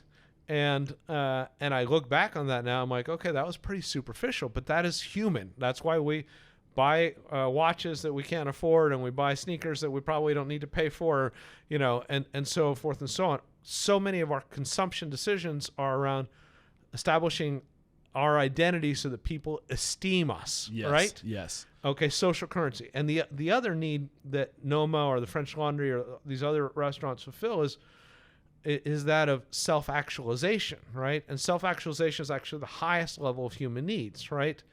And self-actualization is this idea that I want to feel like I'm becoming a more evolved person, right? And when you go to a museum, or you bring your child to a museum, even though they're fighting and screaming, they don't want to go, right? You are trying to elevate their openness and their thinking and their appreciation for things, right? And you're trying to do the same thing for yourself. And the super destination fine dining restaurants are our equivalent in our business of a museum, right? They're about us going and understanding where food is going, what the future of it is, how it tells a story in novel ways, and how these chefs that are preparing it are changing the world, right? And that makes us feel like we're becoming more evolved. We're satisfying that need to self-actualize, okay? So whether you are a casual restaurant or a fast casual restaurant or fast food restaurant or some hybrid, you are solving, first and foremost, certain needs, and they're all broken down in the book by class of restaurant, right? But our leaders figured out how to solve either A, those needs better than anybody else, okay? Because you can't be the best hamburger on the planet. It's too subjective. Or right? a whole new need, right? Right. Or they have blended a couple different need states, and they have niched down to solve esteem and physiological needs at the same time. So think of Chick-fil-A. Yeah. Chick-fil-A says, oh, you can still come in and eat quickly, physiological need, but we have Christian principles, and we're closed on Sundays, and we have our eye on people that believe that Christian principles in business are perfectly fine, and they're not a bad thing, right? And therefore, people that felt kinship with that, felt esteemed by Chick-fil-A, Yeah. right? And they awarded Chick-fil-A with their business, Yep. right? Yep. And you can say the same thing about the farm to table movement, where people who have esteem to say, hey, I want to be associated with this idea that we need to change our carbon footprint on the earth. And when I go here and I eat here, this is going to feed my self-esteem, my self-actualization to say that I'm a better person for making conscious capitalistic decisions. And I think conscious capitalism is I think the future is conscious capitalism. I think that people are going to figure out exactly what we're talking about, and they're going to say what change needs to happen in the world and how can we be a part of that change. So people who believe that, who share our belief in this change that needs to happen, will be self-aware, conscious about their purchasing decisions, so they can show the world that they are in it too. Absolutely. Yeah. And below conscious capitalism is, as you just alluded to, are the needs of human esteem and self-actualization, right? Yeah. And therefore, so I have a friend who, and we haven't gotten to my restaurant yet, but right. I have a friend who I love dearly, but he's not like a foodie at all, right? And I started an extremely foodie restaurant. And he came in, and we had like this countertop that people would sit at. This is the most expensive meal in this market. Do me a favor, pull that mic down just a little bit. Yeah, so this is the most expensive. You're starting to sink into that chair. Yeah, I am. This is the most expensive meal in this market, and the guy comes in and he sits at this counter where the chefs are on the other side, and he pulls out a cell phone to watch a game, right? And so for him, and he's going to remain anonymous, he could give a crap about farm to table. It's not important to his esteem, right? His esteem was around whether he was going to win fantasy football that day. Yeah. Right? And his self-actualization, being a better person, also to some extent was tied up in, being involved in this community of people that were all trying to beat one another, right? And select the best players and sort of be the best versions of themselves in terms of winning the pot. And so whether it's conscious capitalism or whether it's anything else, you are going to get people that don't appreciate you because they don't have those same needs that you are solving for, right? And that's okay. It's okay for a segment of people to become your fans, like in Chick-fil-A's place. In fact, that's what you want initially. You want people who are fanatical in their hardcore small group, because when you have a hardcore group of fans based on conviction early on, then that can bleed into other groups over time, right? And but you can't get there if you're not solving a need or a blend of need states better than everybody else. Yeah, man, we're covering a lot. We still haven't even talked about the restaurants that you basically figured all this stuff out, and now you said I want to test these theories. Yeah. Right. Before we get into that, though, there's one thing we haven't talked about that I thought was really kind of interesting that I kind of wanted to push back a little bit. Yeah. So on that note of this law of diminishing returns, you point out in the book that the secret to overcoming the law of diminishing returns is to constantly grow. You have to be constantly scaling, constantly growing, getting bigger. I guess one of my thoughts on that is Is that did I get that correctly? Did I absorb that message correctly? So I would say it a little bit differently. How would you say it? Yeah. I think that unfortunately most restaurateurs haven't really understood concisely what their biggest challenge is, right? And underlying this idea of this, we have this bell curve of growth, and actually we need to fix that bell curve if we want to outperform the market, right? And there are reasons why we need to outperform the market, which we can get to in a moment. But underneath that, what is the problem? Okay, and the problem is that when you first open up, you have a bunch of new customers coming in, right? And a certain percentage of them convert to loyal customers, right? And the more loyal customers you have over time, the larger your business can become, correct? But as our novelty wears off, right, and we hit the top of that bell curve, we start to come down, what's happening is your rate of attraction of new customers is starting to slow down, right? And therefore, the number of loyal customers you're converting is also slowing down, even if your conversion percentage is the same, right? Yep. Just because it's a numbers game, right? And at some point, that, for all of us, that runs up against a wall of, we have a certain percentage of loyal customers that start to diminish away, right? And it's sort of like a drain in a bathtub, right? We are constantly trying to keep as many new customers coming in, to build as many loyal customers as we can, to keep the water level above the height of the drain. Yeah. And the water's drying out because we're losing, people are changing habits, they're moving away, they don't like something that happened in your restaurant, and so forth and so on, because there's never perfection. A billion different things, right. Infinite amount of things. Yeah, that could change infinite a number of habit. things that will change I'm habits. going on a diet. Exactly. Yeah. Everything. So you're going to have people whose habits are diminishing away from you for whatever reason, right?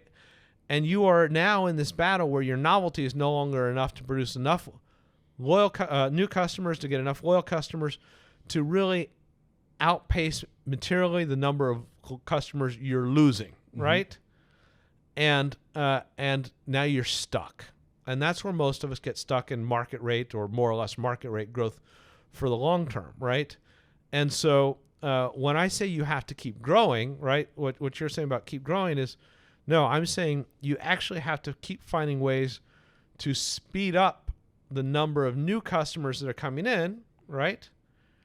And keep finding ways to increase your conversion rate to loyal customers. Yeah.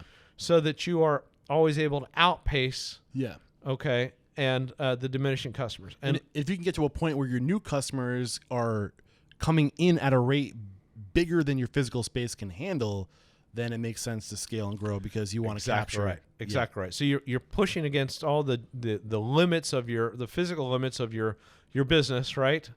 But once you pushed against that edge, now you can expand, right? So I guess one of the and I wrote this in the front of the book.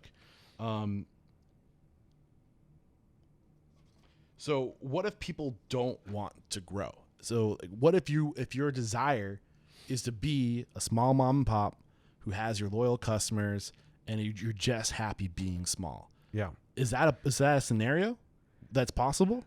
Yeah. So it's absolutely a scenario. And what I would say is some people can hold to that for many, many, many, many years, right? But they are creating risk on themselves, unfortunately, right? Because those businesses that are actually pursuing innovation that leads to more new customers coming in, because new customers are alerted by innovations, which are pattern breaks, right? Are going to become more and more competitive at helping you to diminish your customers, right? Yeah. They're pulling customers away from you as they're offering different alert signals that they've broken some patterns that are interesting, and I want to go check them out, right? Yeah. And so in your holding your neutral pattern, you have some risk that over time somebody's going to come in and they're going to be able to take more of your customers away than you can afford to happen, right? And unfortunately, what happens is there is that old axiom: if you're not growing, you're dying, right? And we see this time and time again.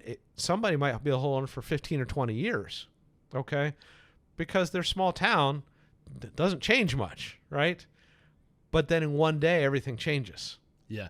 I guess the thought that I had was, if it's true that in order to sustain, you have to grow, then is the system inherently broken for people who just want to do their thing?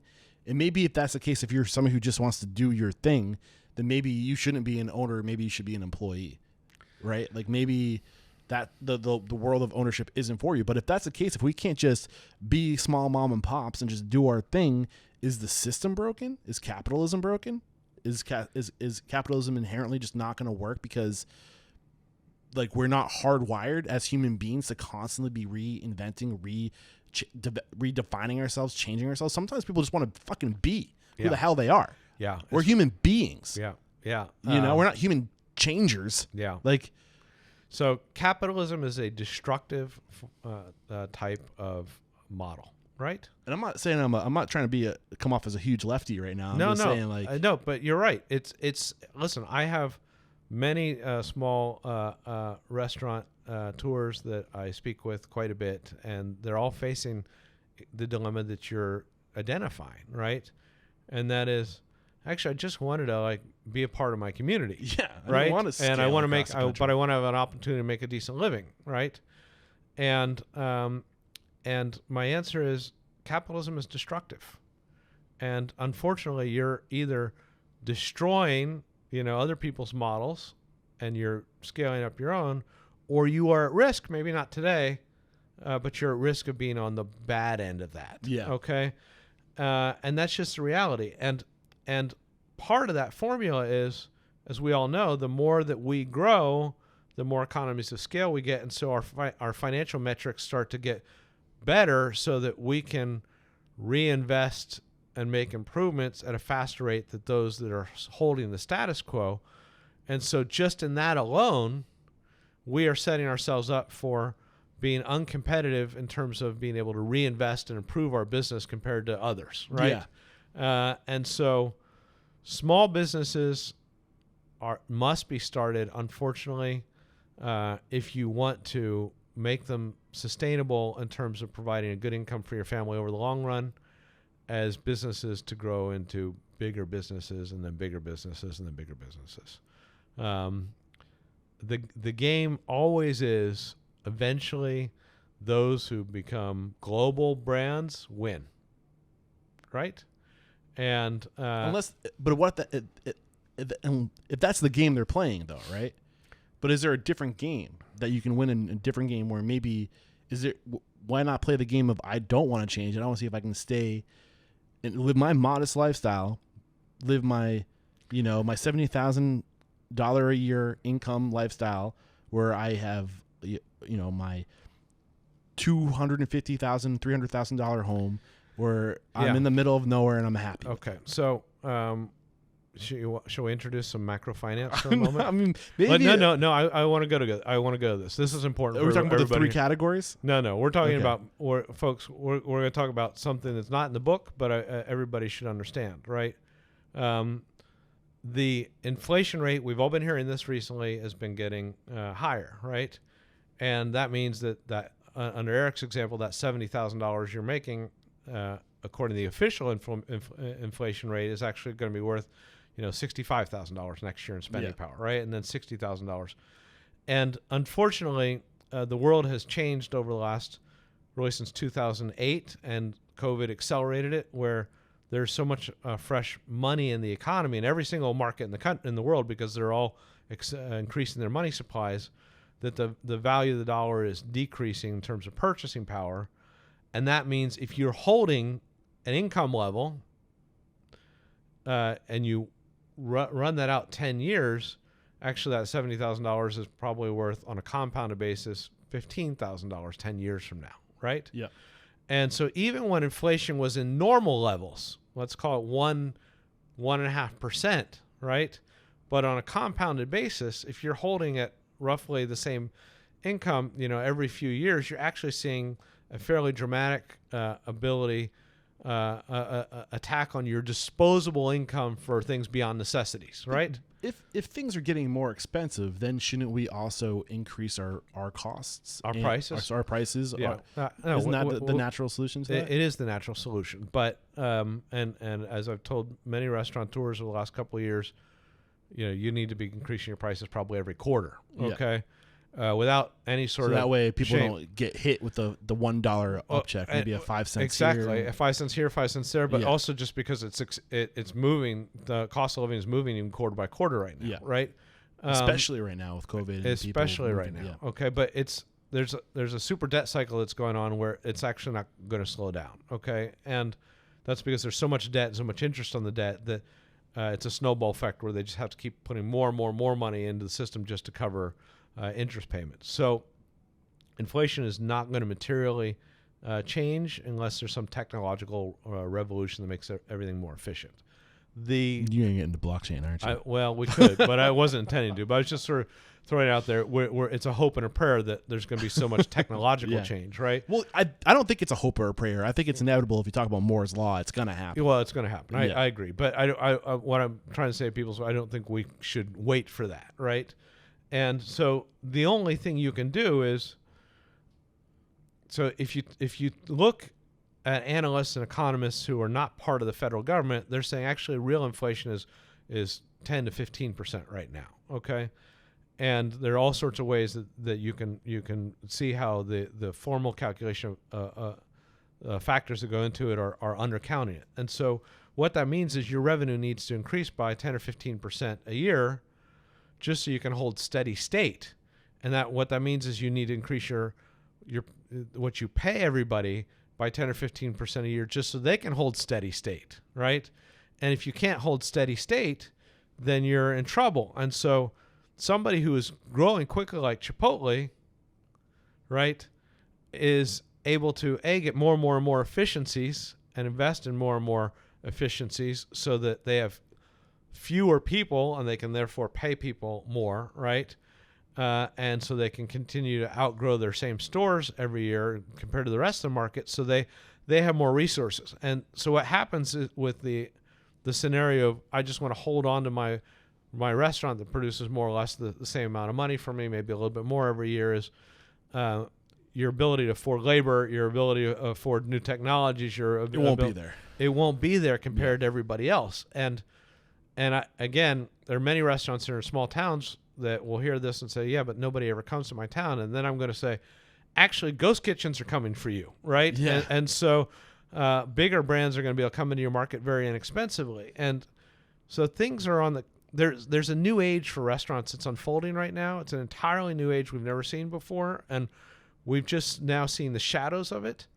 And it's going to force people to accelerate their focus on growth. I think the only thing working in small independent restaurant owners' favor is conscious capitalism, because I think that if we start communicating to the consumer that you think you need all these things, but the reality is you think you need convenience, right? You think you need to be able to open your phone, push a button, and with literally not taking your hand off your lap, be able to order food. You think you need that, but you don't necessarily need it. It's not it's not something that if that goes away tomorrow, we're still going to be alive, right? Yeah. And I think what's happening is we're being told we need these things because these billion-dollar organizations are telling us, marketing us, spending all the majority of the expenses for third party are going to telling you need it.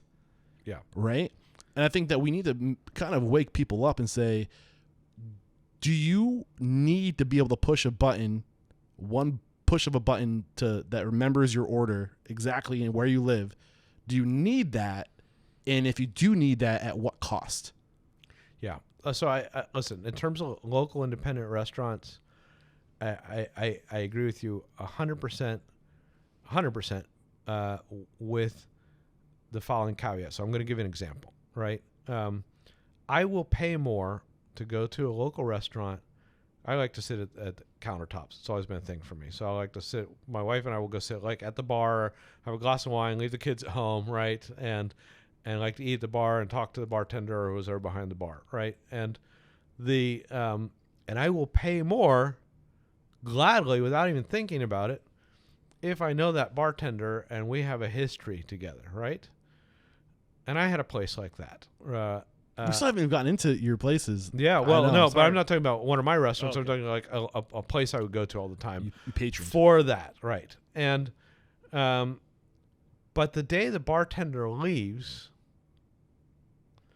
I was willing to pay more for the human relationship. That's not why for, I go places. Yeah, not for the physical space. Yeah. Right. And if you cannot afford those employees because they are going to other industries because they need to make more money, or they're going to other brands that are growing faster and can give them career tracks that you can't give them, and you're leaving that bartender stuck in a dead end same job for 10 years, right? Then he or she is going to leave at some point. And that relationship I had with the restaurant was based on that person literally knowing my name, knowing my history, recommending TV shows to me, talking about the concerts that we both went to. See, that is a need.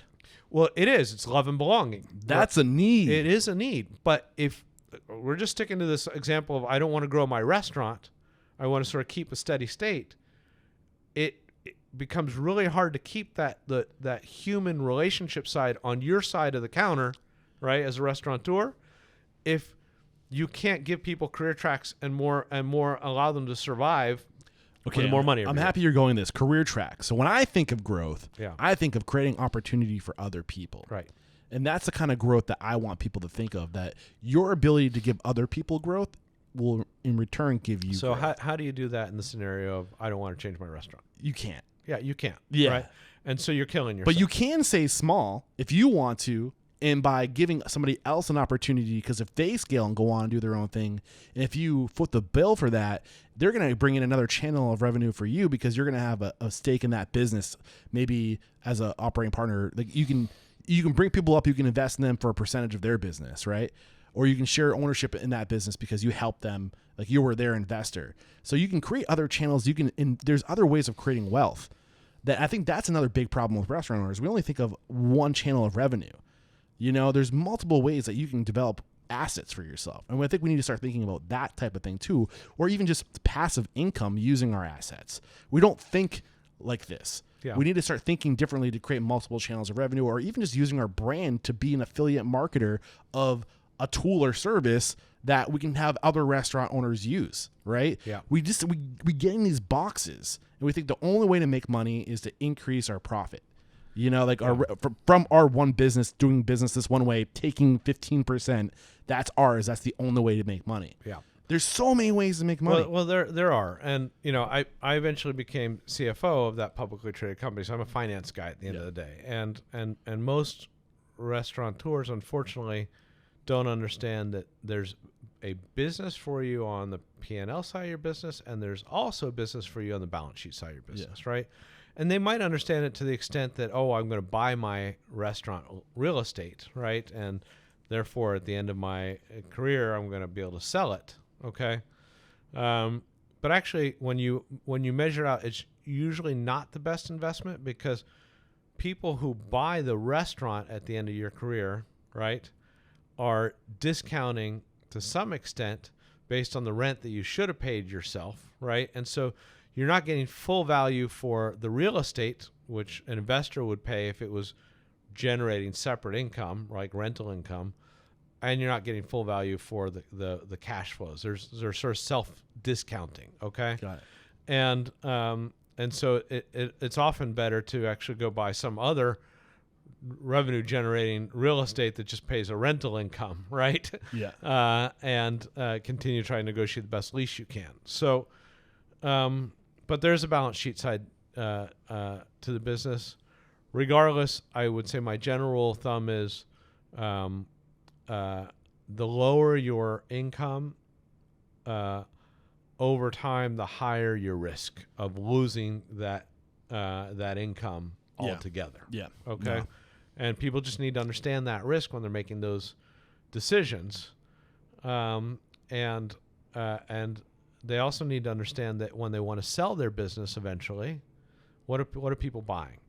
People are buying Systems, processes. well, culture. no, what investors pay for are your future cash flows, right? And they want to know that they're buying future cash flows that should be growing, right? But if you don't have a history of growing those cash flows at 10 or 15% a year for many years, but they're just sort of growing at 1 or 2%, then they're not going to pay they're going to pay 1 times multiple, maybe 2 times multiple, right? Versus a high growth restaurant business that's been growing at a fast rate for many years and is able to add other units and bring that concept to other places. Private equity will pay as much as 8 times EBITDA or owner's take, okay? And so, you know, your restaurant doing $70,000 a year might get $140,000 less debt, right? And somebody else's restaurant who is doing $300,000 a year won't get that 2 times. They won't get $600,000. They might get 5 times, right? So they're getting a much higher multiple than you off of a higher level income, and that's all their retirement package. Yeah. What I would say, first of all, is there are a number of first principles in this book that we haven't really even scratched the surface of, and people really, if you want to develop your business to its highest potential, you need to understand how our leaders have universally all practiced different approaches to get there, right? And if you are just sort of looking at your neighbors and seeing what they're doing, you are failing to recognize what you don't know, right? And that's why I had that mantra at the beginning, which is we all have to recognize by looking at models how far much ahead they are compared to us. There's a huge knowledge gap. We don't even know all the questions, right? And so this book tries to give you all the questions you're not asking for yourself, and helps you to gives you the answers to those questions, and then shows you how to actually work to put these things into your business, translate them into your business. Okay, so leaders have to be our models because they're the ones who've actually gotten the results. What I did as I was starting to have these principles is I had a long history with all these countries, but one country that I had a much deeper relationship with was Panama.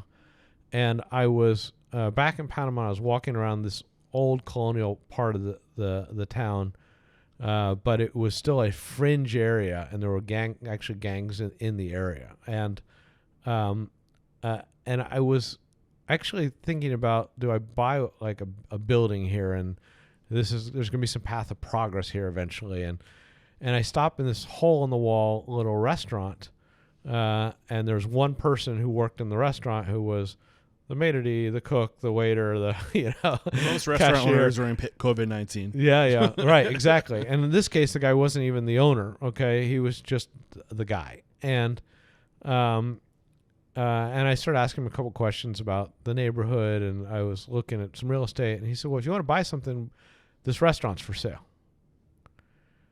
And I basically said, I'd been thinking about taking the principles I had and putting in the restaurant, and I'd been into a restaurant of my own, but I actually hadn't connected it yet to a physical place, and all that cemented in that moment. Mm-hmm. And I said, oh my God, I can put a restaurant in gang territory where you should never put a restaurant. Yeah. Okay. And in the worst possible conditions, I can try to prove all of these principles that I've been working on. Okay. And so I spoke to, there were 2 owners. There's the owner of the restaurant, and then there's the landlord, right? And the landlord had been trying to solve this situation also because they wanted some rent. They wanted a sustainable restaurant. So they gone out and knocked on Subways, doors, and other little local, and every restaurant, whether it's a chain or an independent restaurant, had just rejected them immediately without even going to see it because of the neighborhood, right? So they had no alternatives. And these restaurateurs were behind on their payments, everything. So I negotiated a fair price for them, got the lease, extended the lease, and over a period of time, I brought in a couple of partners that Equity were Panamanian. partners? Yeah, I brought in Panamanian partners, and I'll talk about that in a second. And I said we want to break the patterns, and one pattern I want to break is I want to put the most expensive restaurant in this damn country, which I love, so I shouldn't say damn, in gang territory. I want to start there, right? And so I brought on this cook who'd been a line cook, not even really a long, he'd basically done stage work in Australia, but he's Panamanian, and he'd studied at the Cordon Bleu in Sydney. And he worked with some great restaurants there, but he never managed even a line, okay, let alone a kitchen. And I had him cook for me at his house and some of my friends, and he just did this incredible job. He was very young. And so I gave him a path to equal equity. I financed him. An opportunity for growth. An opportunity for ownership. Yeah. Well, personal growth. And personal growth, right?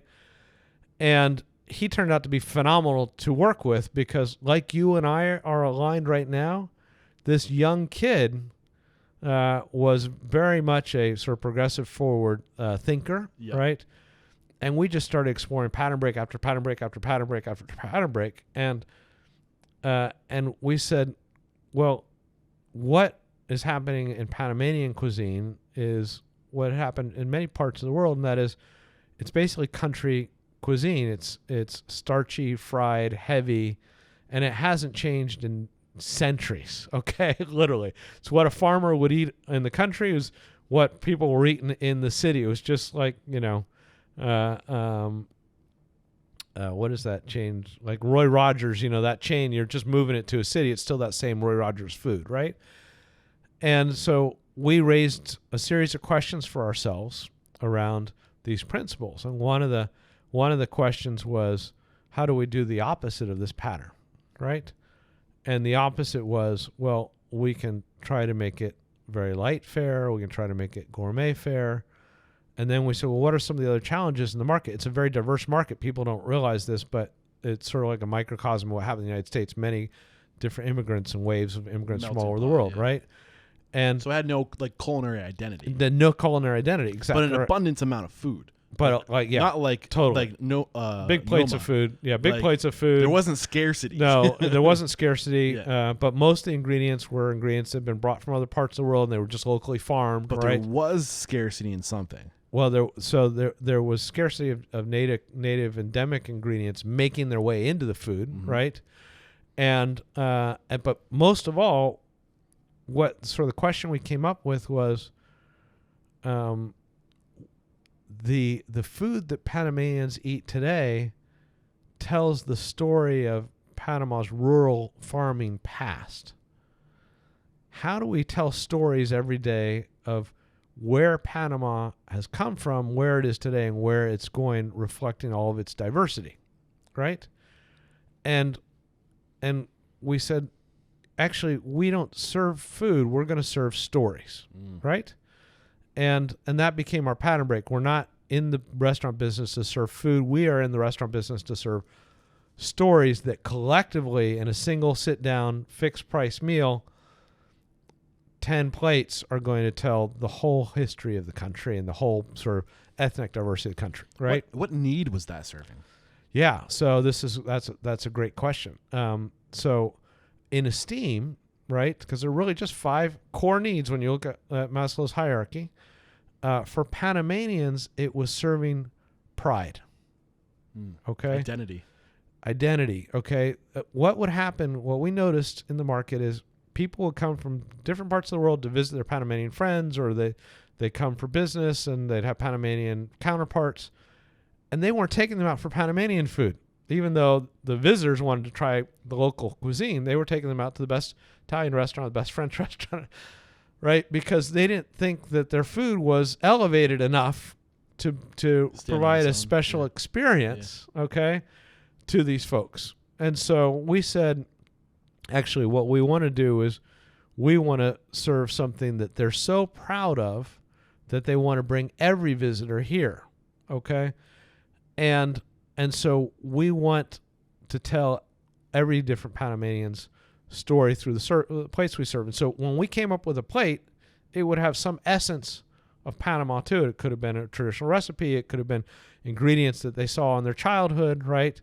But it could have been something reflective of their Chinese Panamanian history, right? Or their Kuna, which is a local indigenous group, Panamanian history, or their Afro-Caribbean Panamanian history, right? And we would we would elevate that plate like it had never been elevated before, our version of Noma, right? And we would then tell our clients the history of that part of Panama through that plate in a very straightforward 30-second speech. Now you're wondering, how do we do that, right, for everybody? And so what I would say is, folks, every time you step onto new ground, you find the next new ground to step on, right? And it sort of forces you, when you innovate where nobody else has innovated before, to keep innovating until your solution is holistic, right? And so we said, well, if we're going to serve stories, the only way to do this efficiently is everybody has to eat the same thing at the same time, right? And so it's like theater almost. Almost like a theater. And so everybody who came in had to show up at 7 p.m. or 9 p.m. In fact, they came 15 minutes late. We shut the doors. We wouldn't let them in. Okay. And I'll tell you how we enforced that in a moment. So that was another pattern break. We're telling Panamanians who are not famous for their punctuality on the opposite. No, actually, if you don't show up on time, we're closing the door. And if you show up at 7:05, you can still come in, but you miss the first plate. Okay. And so we were serving stories that put together a narrative of the country on fixed price meals that would change every few months, right? So we'd launch new menus, right? And then we started imposing a series of rules on the market to ensure that the business would be continually pattern breaking. Okay, so you want to come here, you're going to pay in advance. Never happened, right? You want to come eat the most expensive meal in the country, you're coming to gang territory. By the way, we don't have a sign on the door. There's no sign.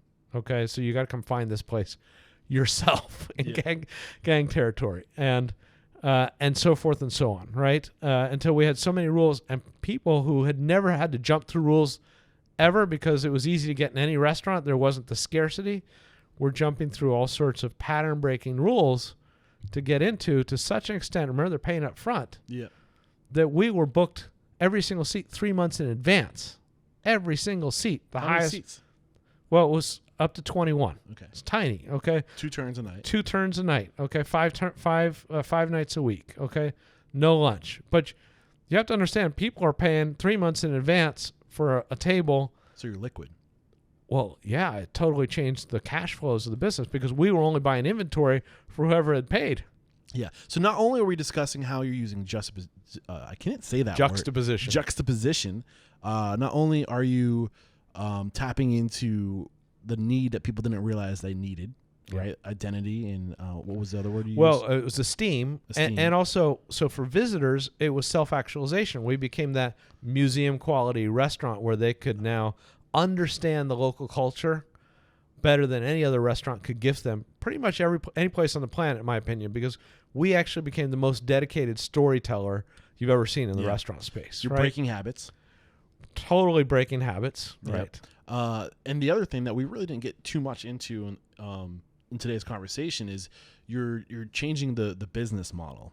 Yes. You're throwing the old business model out the window and you're saying, you pay us now. Yeah. We're not going to let us lose our real estate if you don't show up and sit in that seat. Yeah. You pay us now, yeah. whether you show up or not, no refunds, whether you're 5 minutes late or not.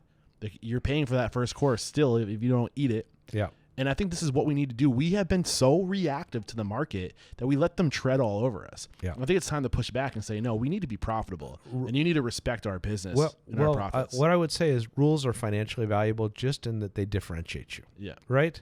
And of course, you have to have the underlying product has to have some value for people, right? But if you impose a little bit of scarcity, you can impose rules, and people will fight to get in, right? Yeah. And every single thing I talked about was a cultural truth being broken. Oh, a restaurant has to have a sign. No, it doesn't have to have a sign. Restaurant that is the most expensive restaurant in the country has to have a host station and a hostess. No, we didn't have either one, right? We just opened the doors at 6:59 and closed the doors at 7:15. How much money did you put into this restaurant, if you don't mind me asking? Yeah, we put in only $140,000. Damn. Okay.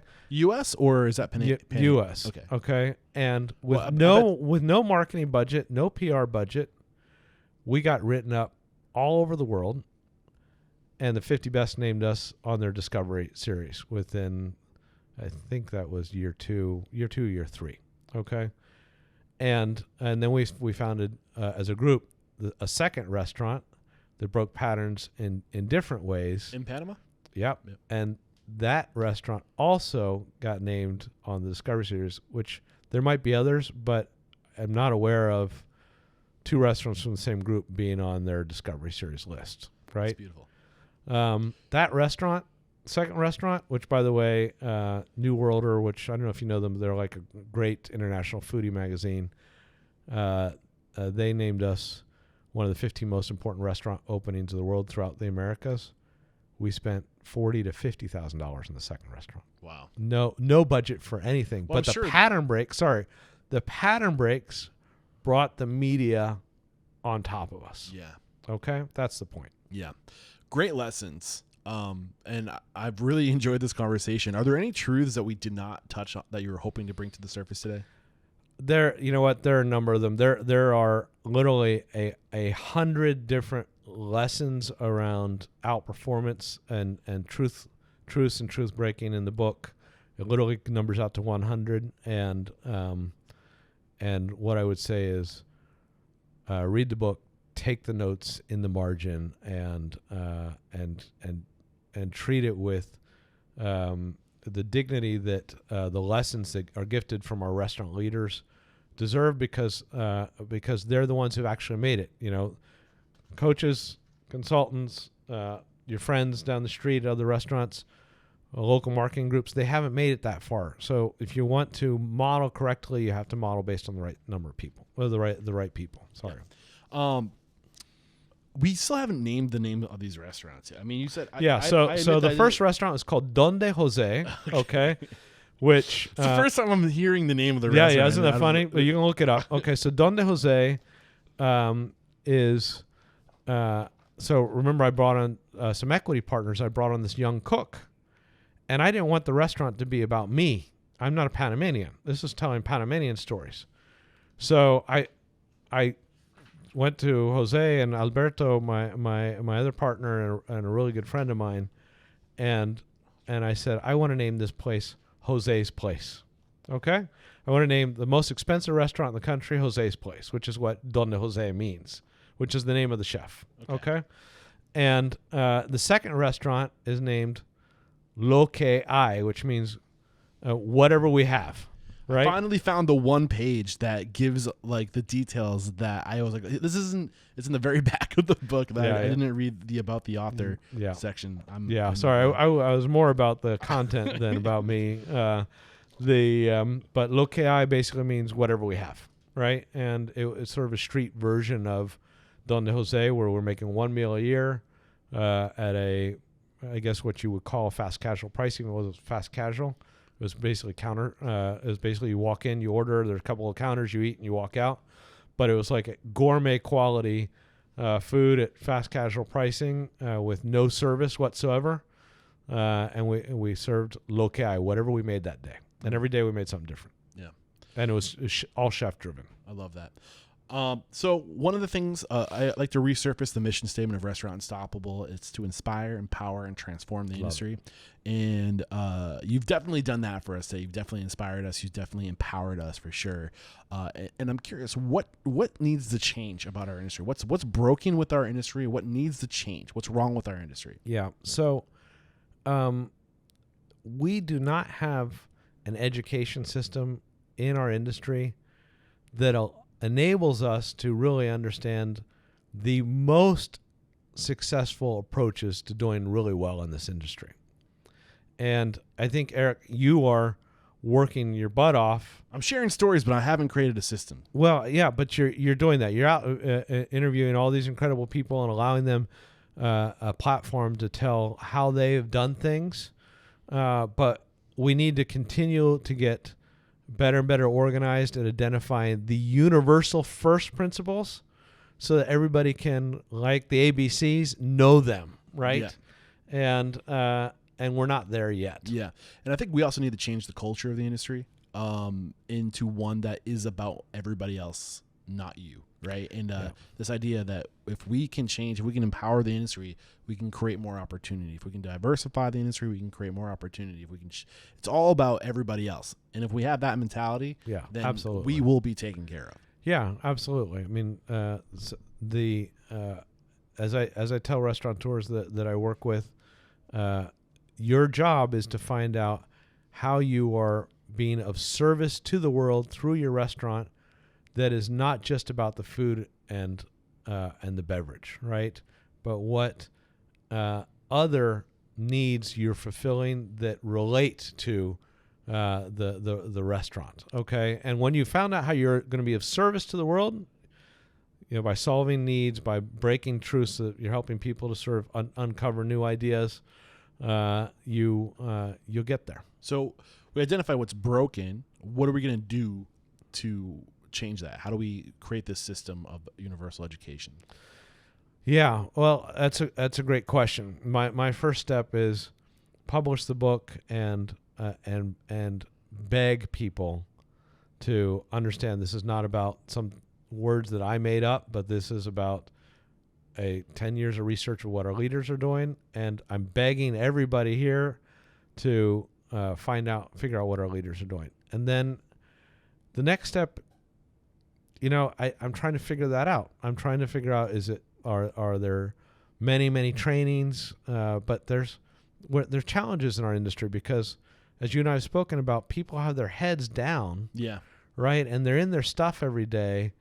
And we need ways for people to be able to learn and put things to work quickly so that they can retain them. And there are different ways of doing that. But is it as simple as blocking time for your staff and your employee to educate them? Well, that's a great point. So let me talk about one thing that's absolutely related to that. There's something called phase transitions, right? And you're either ice or you're water. You're actually not in that transition between ice and water very long. So what the heck am I talking about? Okay. You can either operate, or you can market, or you can do market research or innovate a product. But you can't actually do all these things at the same time, right? And restaurateurs tend to try to multitask things, right? And what I recommend in the book at the end is you need to have dedicated learning time every single week. Okay, it's not just thinking time, but learning time every single week. And whether that's Monday mornings for 3 hours or whatever it is, and your job as CEO of your business is to over time grow more and more so you can pay other people to take more and more of your responsibilities so that you can increase that time when you're dedicated. You're only ice, right? You're only studying, right? Not doing 10 other things. And this is where systems, processes, procedures, you can't have a people-dependent operation. You need to have a system-dependent operation. That's the hope right now, is that technology is improving, and we can replace human assets with automation. And at first you hear that and you go, that's scary. But you're also simultaneously opening up human potential because you're freeing up human bandwidth to figure out and solve problems. Because how much time and energy is wasted on washing dishes and sweeping floors when you can remove that responsibility and say, let's solve problems? Well, absolutely. There are robotic tasks in the restaurant industry that can be automated over time as the technology is there, that will allow your other employees to think more and contribute to some of the bigger challenges and opportunities that you have and earn more for themselves. I think we can also share more equity when we can do more with fewer people, which means more people get skin they have a lot more financial opportunity. Absolutely. Yeah, agreed. We're back, and the first question I have for you is, what is your it factor? A habit, a trait, a characteristic you believe most contributes to your success? Try to answer these with one word or a sentence, no more. Conviction. What is your biggest weakness?